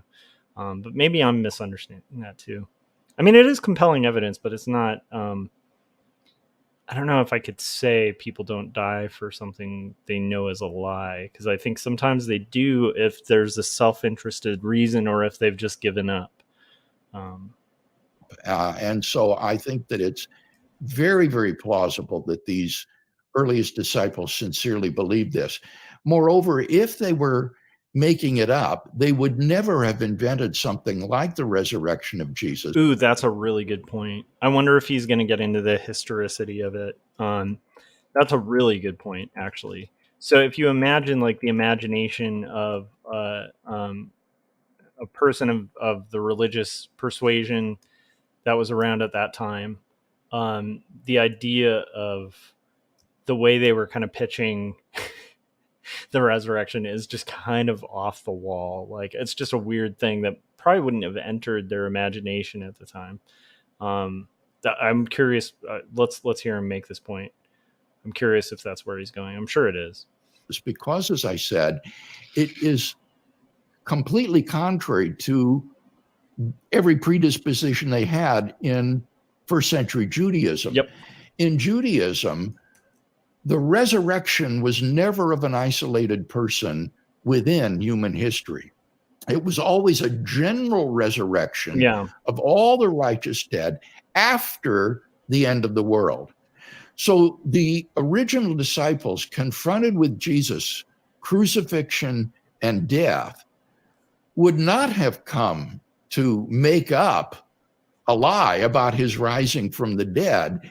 They would have at best looked forward to their reunion with him on the day of judgment, when all of the righteous dead would be raised and ushered into the kingdom of God.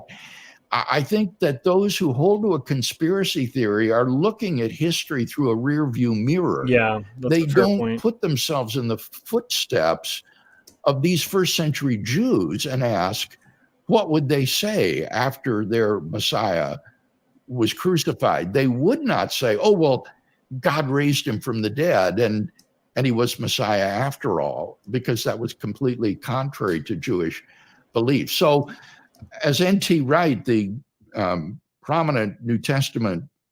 By the way, N.T. Wright's pretty badass. I just found out this thing the other day when I think Francis Collins mentioned this, because I was on like this whole Francis Collins bender a couple weeks ago.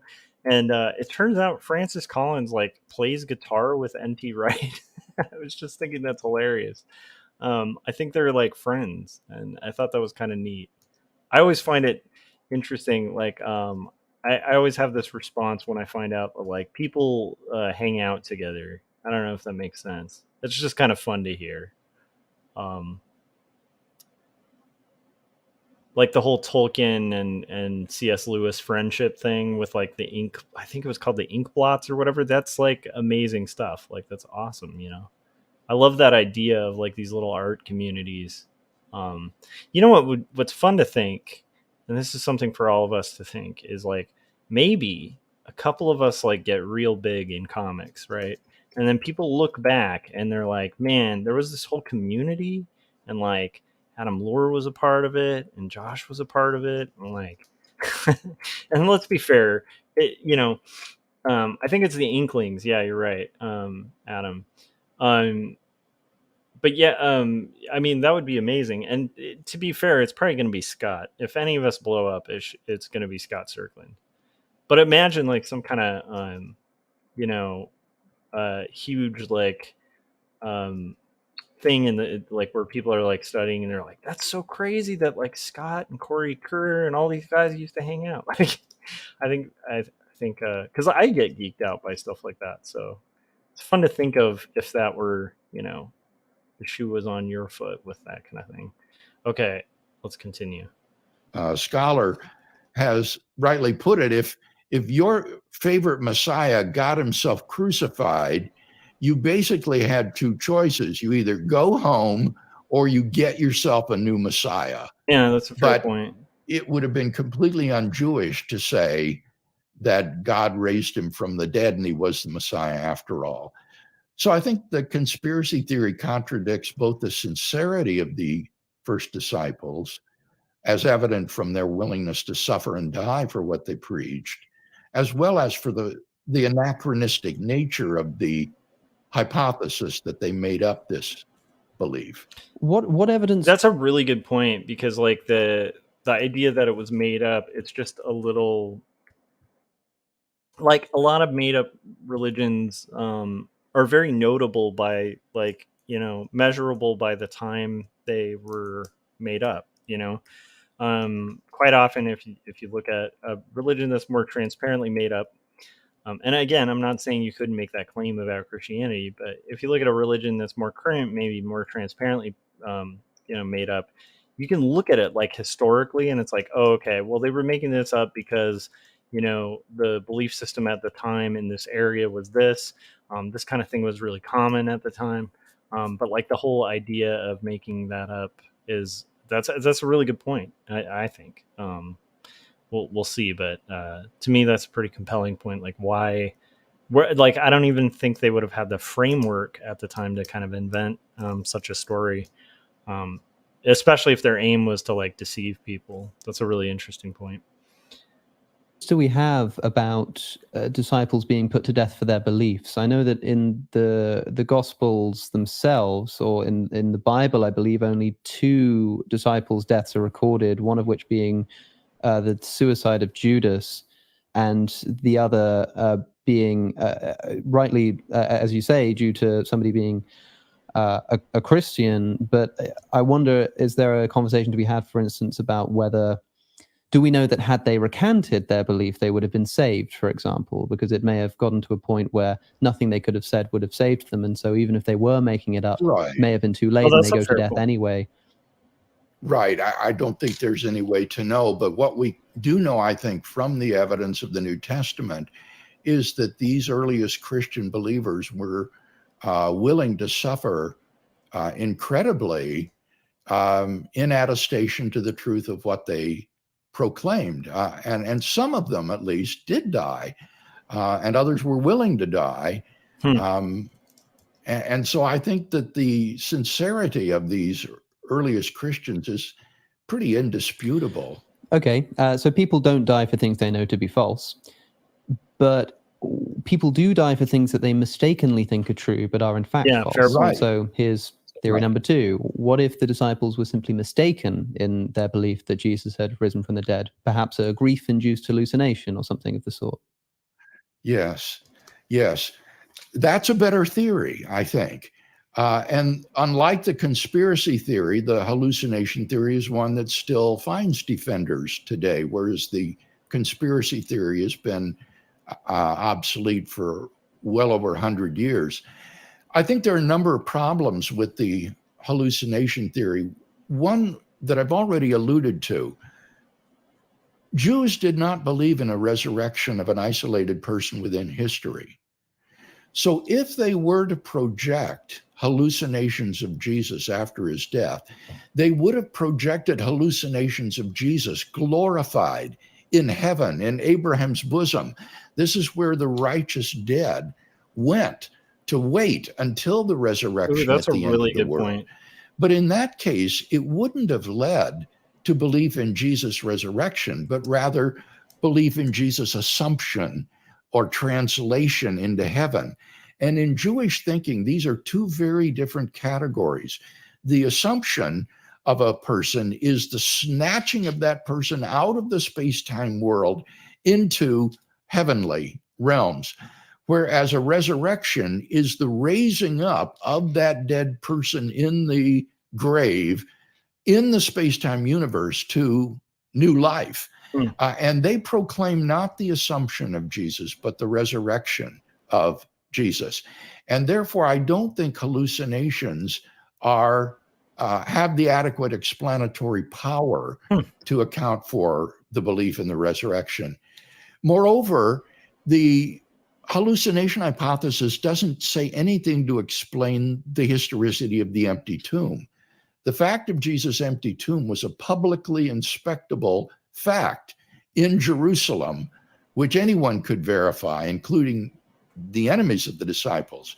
And therefore, in order to explain the empty tomb, you've got to conjoin to the hallucination hypothesis some independent hypothesis to explain all the evidence. And thus, the hallucination hypothesis is not only defective in explanatory power, it's defective in explanatory scope because it requires some independent hypothesis in conjunction with it to explain the full scope of the evidence. So those are just a couple of problems with the hallucination hypothesis. Yeah, I mean, for example, you'd have to, because people might want to say, well, maybe the disciples just hid the body, but then you're not talking about hallucinations anymore. Now you're talking about deceit.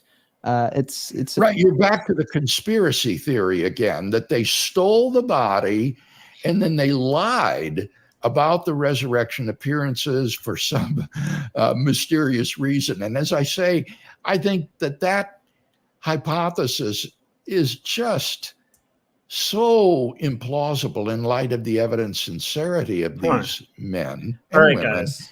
as well as the fact that it's terribly anachronistic because. All right, that was really interesting. I'm not going to finish the entirety of this. I think what we're going to do is we're going to wrap up our night with a game of Risk. So if you guys are curious to watch the rest of that, we saw most of it. Did Jesus Rise from the Dead? William Lane Craig, Within Reason, number 24. That's definitely made me more interested in William Lane Craig. So well said, Adam. Like Adam had mentioned recommending him before. Yeah, and that's a fair point too. Thomas was saying how do a bunch of poor Jews like pay off the Roman soldiers to kind of look the other way. Well, yeah, that's a fair point too. While they're like stealing a body from a giant tomb, it's an interesting it got me thinking. That was a fun conversation. So hopefully I'll probably go a totally different direction on the next thing I watch. Although I'm curious now, Adam, about that Lawrence Krauss conversation, because Krauss is pretty intelligent too. So that would be a really fascinating that would just be a fascinating discussion to watch. All right, so what we're going to do is we're going to go ahead and close this out. And then we're going to get our Risk cam all set up. And we're going to rock and roll some Risk. I don't know if you guys are prepared for the Risk, but this is going to happen. We'll have to find a game, so that'll be kind of fun. But for anybody tuning in, so I work on comics. That's what I've been working on today whilst commenting on this thing. And tomorrow I'll probably be working a little more on drawings and stuff like that. So, hopefully more stuff that I can share. When I should not say tomorrow, I should say later today when I end up streaming again. But for now, we're going to do another element of my streams, which is sometimes I will play a game of Risk. I have this little side project of trying to become a grandmaster at Risk. So far, no luck. The furthest I've gotten is master. I'm back down to expert on the kind of lower half of expert. And I'm going to play a game of Risk right now on stream. And then I'll comment on it. And, if you're an expert Risk player, you might, find it interesting. If you're a master, you might look at my gameplay and laugh. And if you're a grandmaster, you might learn what not to do by watching me play. But anyhow, I enjoy playing Risk. I find it fascinating and challenging. I think it's a really great game. And here is our Risk cam. Boom. There we go. Okay, guys. Let me, I totally forgot. It's been a while since I've done Risk on stream. So we got to get rid of the obnoxious banner. And then we got to set up our other banner, which is right here. Finding it. And while we're setting this all up, I just ask that you guys hit that like button. It takes a second to do, and it helps people find these streams. And I've been noticing a lot of channel growth lately, and it's fun to me to know that there's a community of people who are down to work on art, listen to weird philosophical conversations or possible debates or something like that, and also watch me and hang out with me while I play Risk. To me, that is something I won't get tired of, and I very much appreciate. But yeah, if you guys enjoy these things, hit like. Okay, we're gonna find a game. We're gonna find a ranked FFA game. Maybe we'll set one up. Let's create a game. Let's create a classic game, and let's let it fill up. We'll do world domination. And we're just going to do standard. Let's see if we can do... Yeah, maybe we can get 6 players involved. Now, the one thing I'm going to keep an eye out, because people do collaborate sometimes on these things. So I'm going to keep an eye out for an account that if you see 2 people join at the same exact time, that's when I might kick one of those people. But in general, I don't know. We got 1 buyer so far. We got 1 interested. We got Miles Sumida. We got Algernon Hertz. That thing from Saudi Arabia came real quick after he came, so I think I might get rid of that one.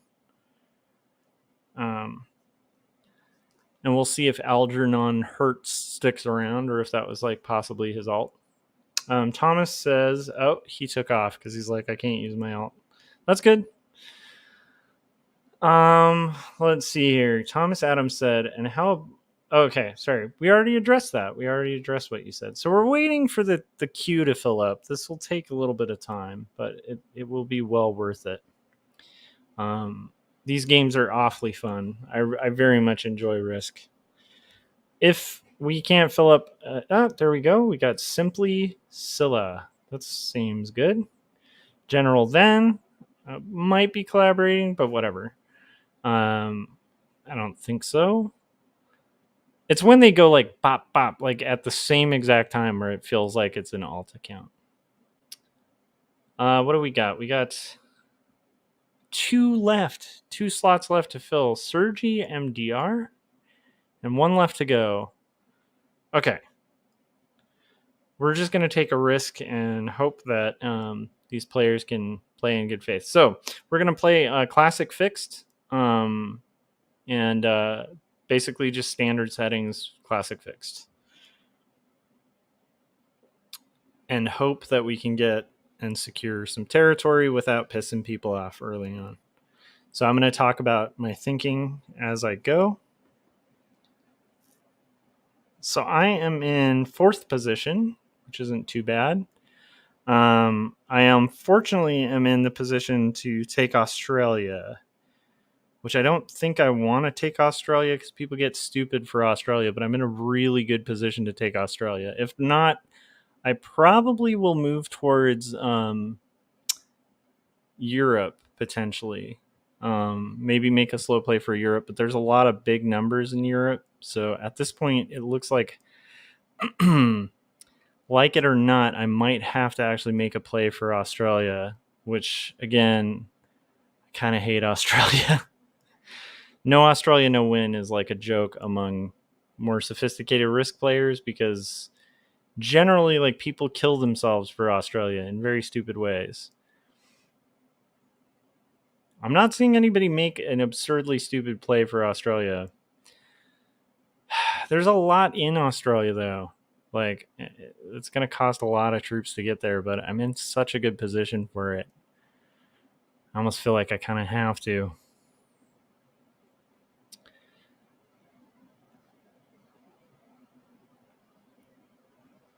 Okay, so we have Red taking South America very solidly. They won't be able to defend it, though. If I'm Red, I'd wait a turn. Because if they bust that 3, they have no defenses. I mean, I guess they can kind of solidly hold it, but they might just get broken. We'll see. Magenta's right next to them with the possibility of breaking through them, but honestly, I guess that wasn't a bad take on their part. What should I do to avoid the inevitable somebody coming in and taking Australia? Well, we're going to go for Australia, ladies and gentlemen. I might regret this immediately. Who should I take out? I guess I should take out Red first, because they're going to have the biggest thing. We'll kind of move gradually there, and hopefully we can take that 2 out. But I'm worried that White is going to like buff up that 2 on their next turn and decide they want Australia. Or Blue is going to suicide into Australia. This is the problem with Australia. Like, I solidly should have it at this point, but it depends on whether other players are kind of new or not. Because if they're new, they might just suicide themselves for the sake of Australia, just because they're under the strange impression that that's the only way to win the game. I'm hoping that's not the case. Nice. KW said, not into games, but was just strolling on YouTube and thought I'd have a look at your stream. I hit the like button. Thanks for doing that. Appreciate it. Yeah, I usually am doing art streams and talking philosophy and stuff, or stuff like that, like whilst doing art or hanging out. But occasionally I do actually do gaming on this channel. Mainly the game of Risk, the most dangerous game of all. So far we're solidly holding Australia. We'll see if Magenta proves me right that I should never go for Australia. I feel like Magenta might have a crazy no Australia, no win inside of them. Let's find out. But my biggest threat right now is Blue. If Blue just decides, you know what, I do want Australia, but I think I'm okay with Blue. White could still be a pain in the butt. I think, oh, thank God. Magenta just blasted a 10. I think they were going to go for the Australia, but they just killed, like, I don't know how many troops they lost on that. I think it was a 10 into a 3, and then it took them down to like 3 troops. That was kind of bad roll on their part, but that might have protected me from a no Australia, no win type person. Oh, good. White is not a bad player. Dude, I am such a fan of White now. Now, I might get broken in about like 3 turns. But I think I'm in a pretty confident territory. Oh no, is this the one? Is this going to be the no Australia, no win person? Kind of looking like it. Okay, they have their eyes on Australia, but are they trying for Australia or just going to... Okay, cool. They're going to move into Europe. You guys, at least for now, we're going to hold Australia. That's tense, man, especially with newer players. You never know. You really never know. Okay, what is This is good too because I don't have to worry about the politics of kind of staying out of people's way. The only problem is blue is going to get definite designs on taking Australia in a second. Magenta's asking for an alliance. I will definitely accept that. I never reject alliances. Blue is going to try to... I mean, Blue's best move right now is to do a no-continent game or try to hold Australia. Try to take Australia from me, which would be kind of suicide. But again, like, people get kind of weird in this game about Australia. It's weird. Okay, we're going to just close out Australia. Let's move our 4 from up there to our 8. I'm just staying nice and safe for the minute. Does blue go ape shit stupid for Australia? Because what blue could do is just kind of put in a bunch... Oh, blue quit. Lovely. So on the settings in this game, the bots don't actually robot out. Like, in general, if you have it on default, the robot will just kind of robot out and be stupid. But what's great about this is if somebody quits the game, their area just adds troops endlessly. Or if they go offline, so they can't do the bot cheat, which is great. The bot cheat is when somebody kind of is in a position where they don't know how to play, and they just kind of let the robot take the wheel, which can be really unfair, because the robot, like, once you have like a pretty decent position, the robot can do a lot. The AI does a lot of decent gameplay. So if you kind of bot out and then come back in, like, it gives you like kind of an unfair way of playing. So this just disregards that as a possibility altogether. White is not in the best position, but also not in the worst position. But white's in a rough position. Red is my biggest threat right now. Red is solidly holding South America. Green is getting closer, but what's funny is blue is contesting Europe, kind of, but also blue's all up in my territory. So blue might do the Australia suicide nonsense. They might be waiting for a card turn in, and then they'll just slam into me and we both lose the game.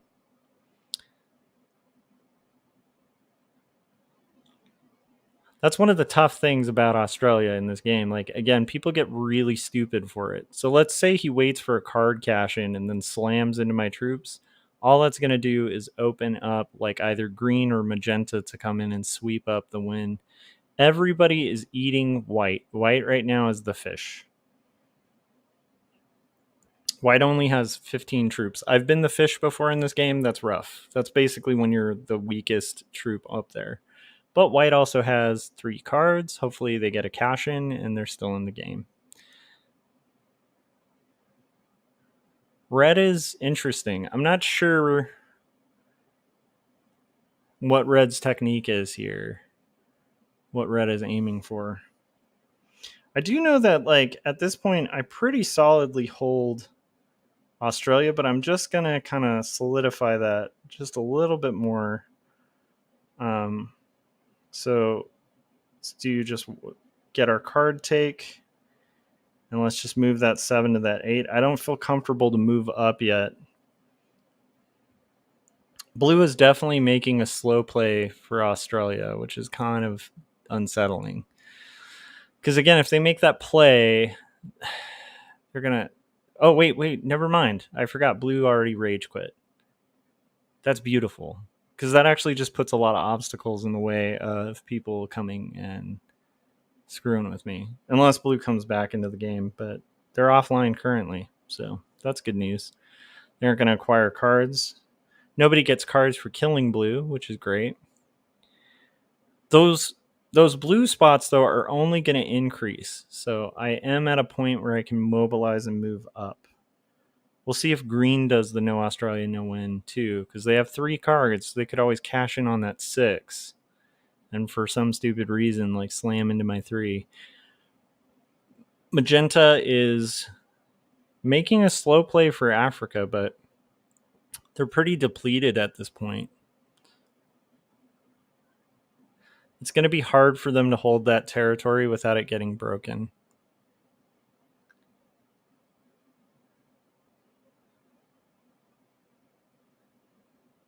Red is going to be in a tough position because red is being very confrontational to white, who was initially making the play for North America.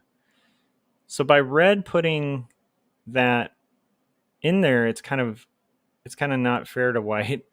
They basically have that 10 in the way of them taking North America, which is going to create conflict between white and red, which for me is really good news.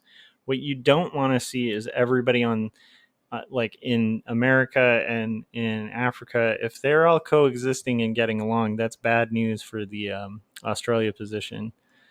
Thank God. Green is not an awful player. That's good news. I was worried that green with that cash in was just going to slam into my 14 and lose the game for both of us. That's always a possibility. Green's going to have a hard time holding Europe. They might already have an alliance with Europe. So red's going to break magenta at this point, from what it looks like. Or maybe they don't break magenta. Maybe they just take that easy take of the 1 right above them. Yep, they take the 1. Oh, nope. They start war with magenta. I love it. This is good news. Maybe they try to take magenta for their cards. Deplete all their resources. Magenta has a 3-card turn-in coming up, too. Potentially. Ooh, and they break Europe. Okay, this is really good news, guys. Red is super aggressive, so they're going to lose. I'm guessing. I don't see red surviving this. What red just did, though, is open up a really cool card bonus for somebody other than me. Yeah. So what I'm going to do here is I want to remove this 3 as an impediment. Well, maybe I don't want to. No, I need to remove this 3 as an impediment. And I'm going to move my 14 up because I'm in pretty safe territory.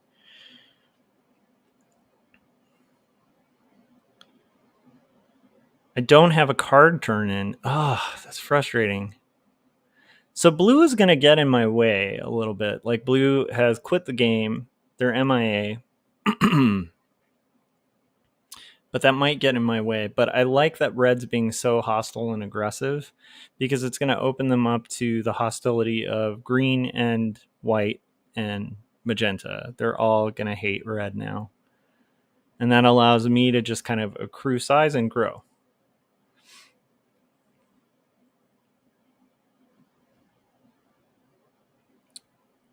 Did magenta rage quit too? If magenta rage quit, that's not a good sign for me. It looks like they rage quit. By the way, I also left people with a really long turn time. So if magenta rage quit and they have 3 cards, that gives white magenta's cards. Yeah. So magenta just MIA quit. That makes things a little bit easier. Let's see who can take. So that is going to be red's cards, I think. Unless white really hits red hard now. Because white can't be happy with red. Ah, okay. So red is going to get that 3-card bonus. If they're smart. Green has no chance. Well, they have a subtle chance, but I don't think they have a great chance of doing that. Green's just going to take from red. Yeah, so red is going to get that card bonus from magenta. Or maybe not. Maybe not.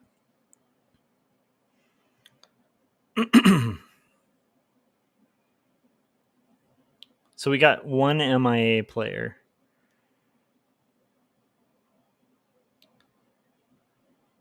I'm in pretty good standing here. I kind of like that I have cards I can eat. The only threat to me right now is green. I'm not sure why they have a 9 defending against me. I guess they kind of need to, but that's a little concerning because that 9 plus 8 would be 17.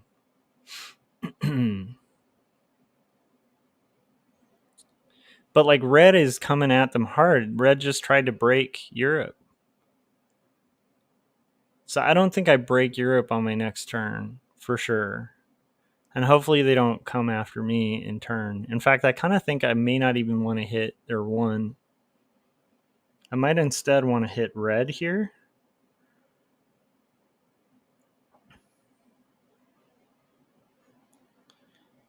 And that just establishes like, hey, green, like we're cool, we're homies. Because I want green focusing their enmity and anger on red. I'm surprised red didn't clear out magenta for the cards. It's a little shocking. I think red's in real serious problems because of white. I think white's going to have a card turn in. I like that 4 where it is because it's like free protection I didn't have to pay for.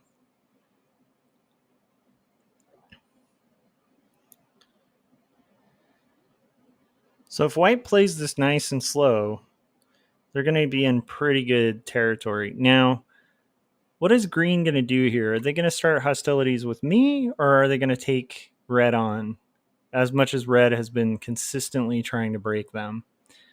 If I'm them, I'm going to be like, I want to teach red a lesson. We'll see. Honestly, because I've been a pretty good neighbor to them, they'd be kind of foolish not to take on red. But maybe they go in my direction.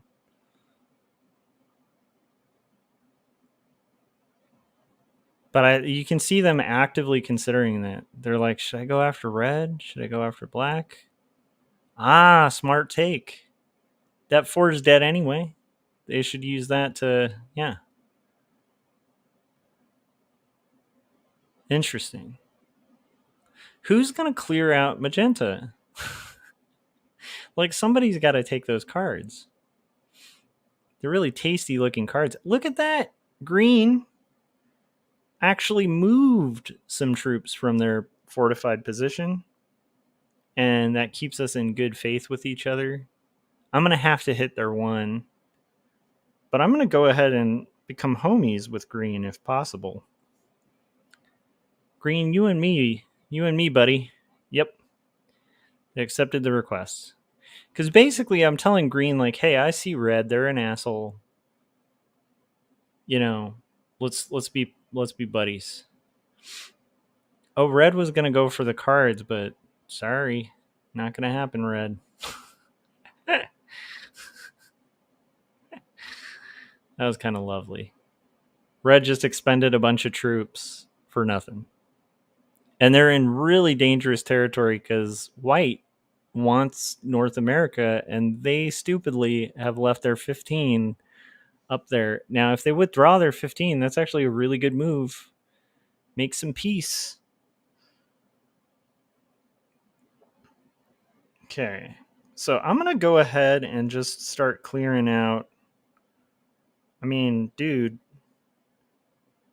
I got no reason to do anything but just kind of chill here and get big. And I'm going to leave that 4 there for somebody else to break. Nice. And green said, attack my territory if you need to. And I'm just going to give him a nice little thumbs up. Hey, we are homies, green. I'll give you a heart. We're besties for life. To be honest, I respect that green did not hit my territory. And kind of read the signals I was giving them. Trying to build good faith with them.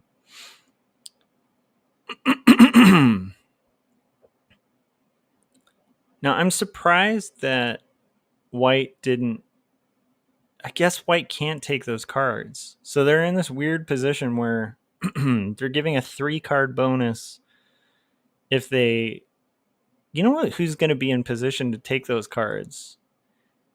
Green, if they play their cards right. Or they play those cards right. Now, does green finally take some vengeance?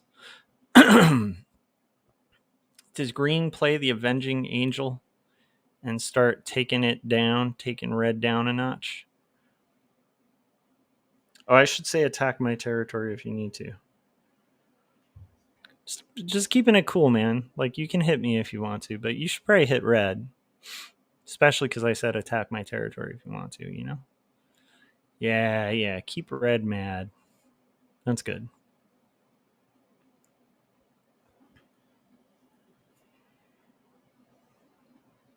We don't have a card turn in the next turn, but we're at a good solid 31 troops. We're in the lead. I'm going to just give them a nice, hey, we're friends, yay. I'm intentionally kind of blocking myself in here too. They're saying to attack blue. I might. It doesn't make sense for me to attack blue though. And I might have to retaliate. Okay, so red is going to get that card turn in. Does red break green? No, red comes and messes with me.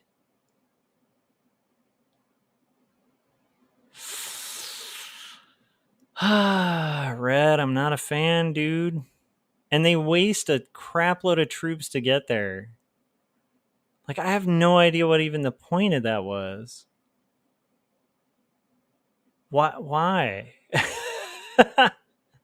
So did red make an alliance with green? This is bizarre behavior. Well, I think red just totally just suicided out of the game. They're just like, yeah, I'm done. Because that doesn't make any sense. Their choices there are absurd. That pretty much opens up green to just kind of destroy them. I have no incentive to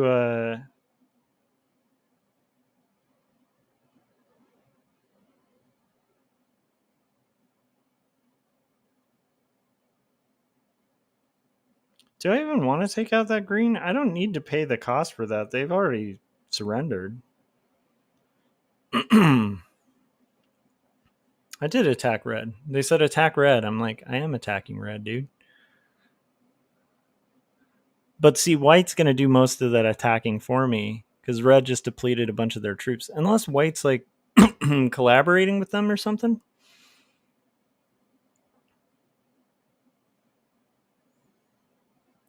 So I think green is in a weird position of... Green's at 60 cards. I'm at 50. So green's the lead. So green needs to hit red if we're going to do anything. If we're going to do any collaboration. I think green's going to go at white because I think that green has made a deal with red. But green, it is time to betray red.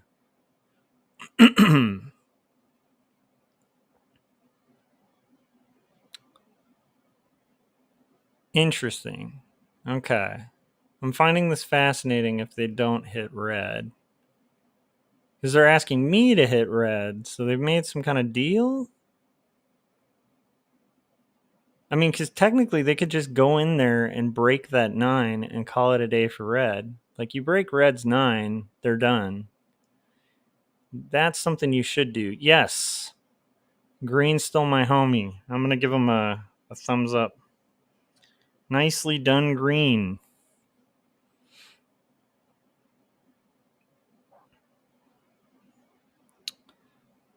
Green and me for life. We're homies forever. Green's at 54. Now I'm playing the very passive game of just hoping that they all kind of kill each other. It's a classic Australia strategy. This can go very poorly wrong. But I'm liking these hostilities between red and green. Does red retaliate by breaking green? They don't. They just decide, I'm going to take Africa even though I can't hold it.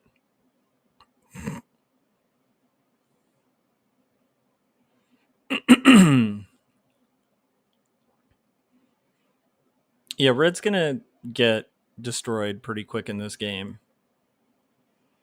I kind of read correctly that I said red, but I feel like I read correctly that they're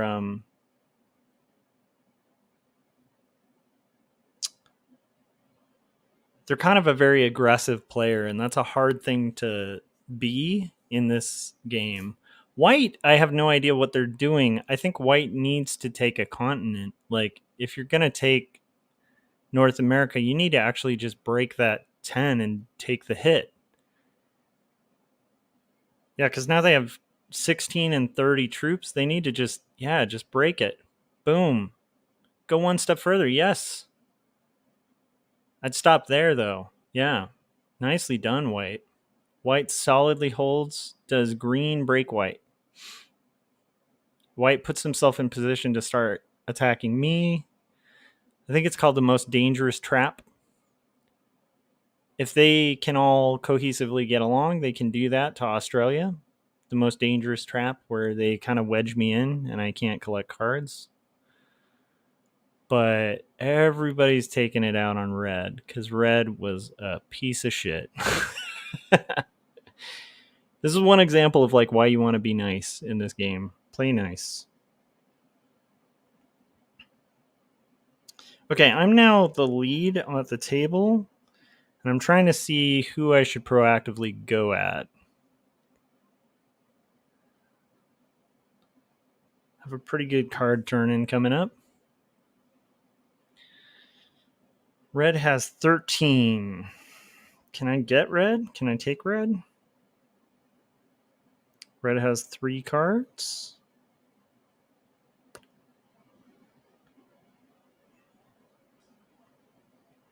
Can I take red? If I do like 2 here, and I do like this, is that enough? You know what? It's worth a shot, guys. This might be a really stupid expended effort here, but I think it's worth the shot for those 3 cards. I would like those 3 cards very much. I don't think I'm going to make it. It's not going to happen. Maybe? I'm going to make a funny face.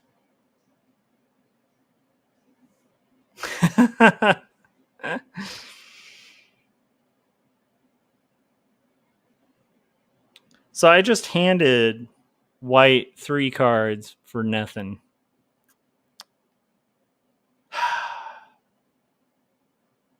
And white has the US. So white is now going to make that 26 into like 30 something right now. Boom.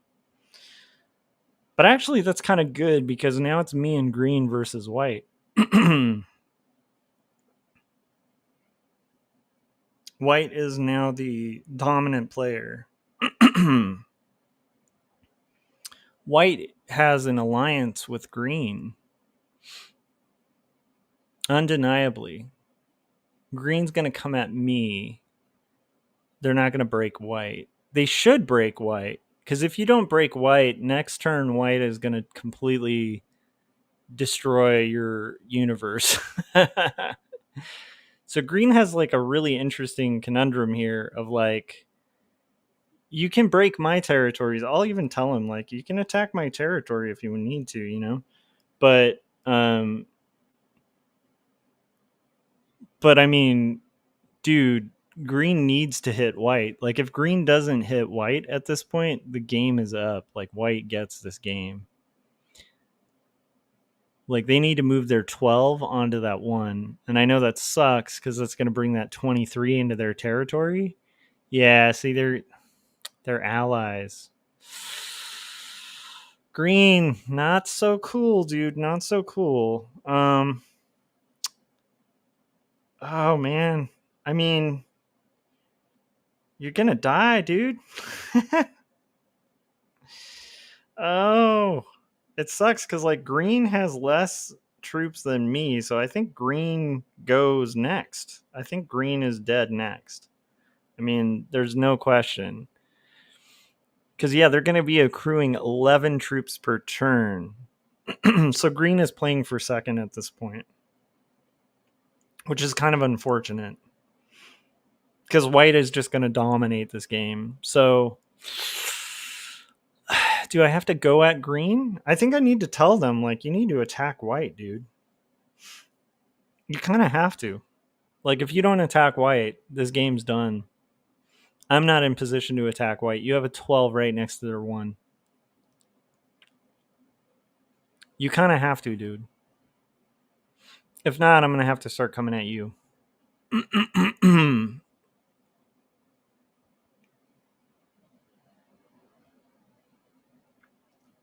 Which sucks, because it's like, I get it. I get you want to be at peace with those that 34 and that 25. Those are pretty scary. But I also have a 51, dude.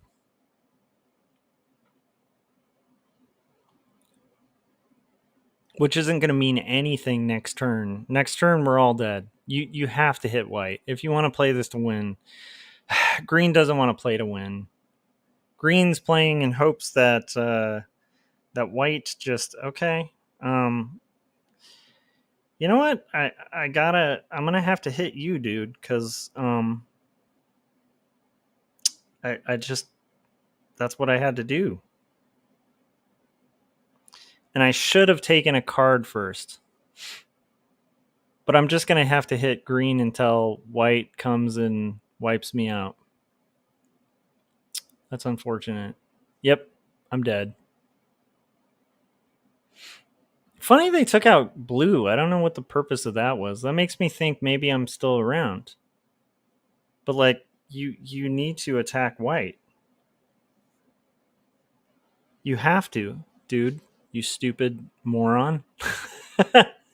They're going to want to strike back at me now because I hit their territory. But it's like, I was hitting you because this is the time to take action, dude. If you don't take action now, the game is over.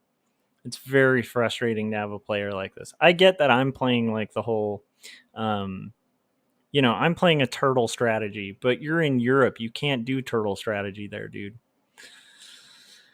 So he's going to expand and take my territory because he's mad that I hit him. He doesn't get the message that, like, dude, look at white. You're dead.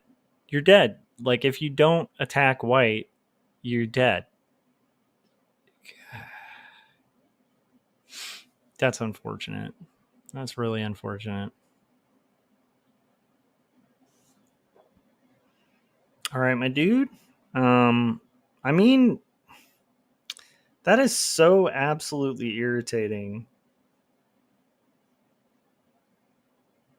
Okay, I'm not getting involved. I'm just going to let...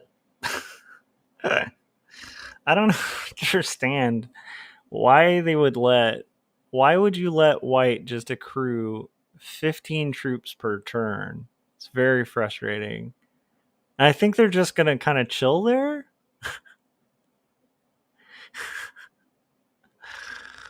Oh, that's so frustrating. So they're totally playing for second. Like, what do you want me to do? I can't stop a 66. You're done. You're done. You're dead, Green. Green has 74 troops. I guess maybe I'll just feed cards to white because I don't know. Yeah, they're just going to play it safe, huh? Interesting. Should I hit them? Just to like... Nope. We're just going to share cards. Okay, this game may take a long time. Look at that. I got a 69. Okay, so while this might take some time, I think I'll play a really quick trailer, and then I'll catch you guys up on where the game is. So here is the trailer for Jacob's Apartment once more.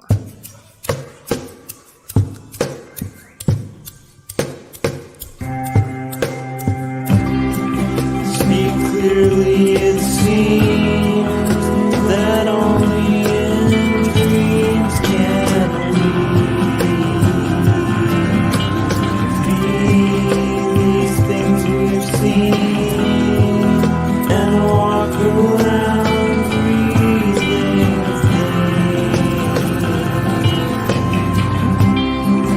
I don't know the part to play in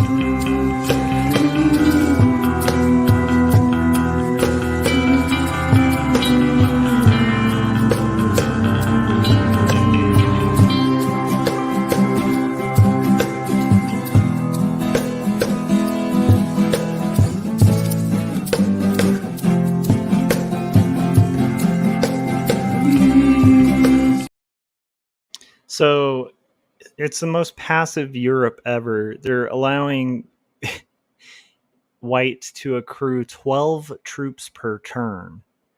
And I'm hoping hostilities increase. I'm hoping that 38 goes into that 25 because that's literally the only hope. But I think what they're going to do is the most dangerous trap.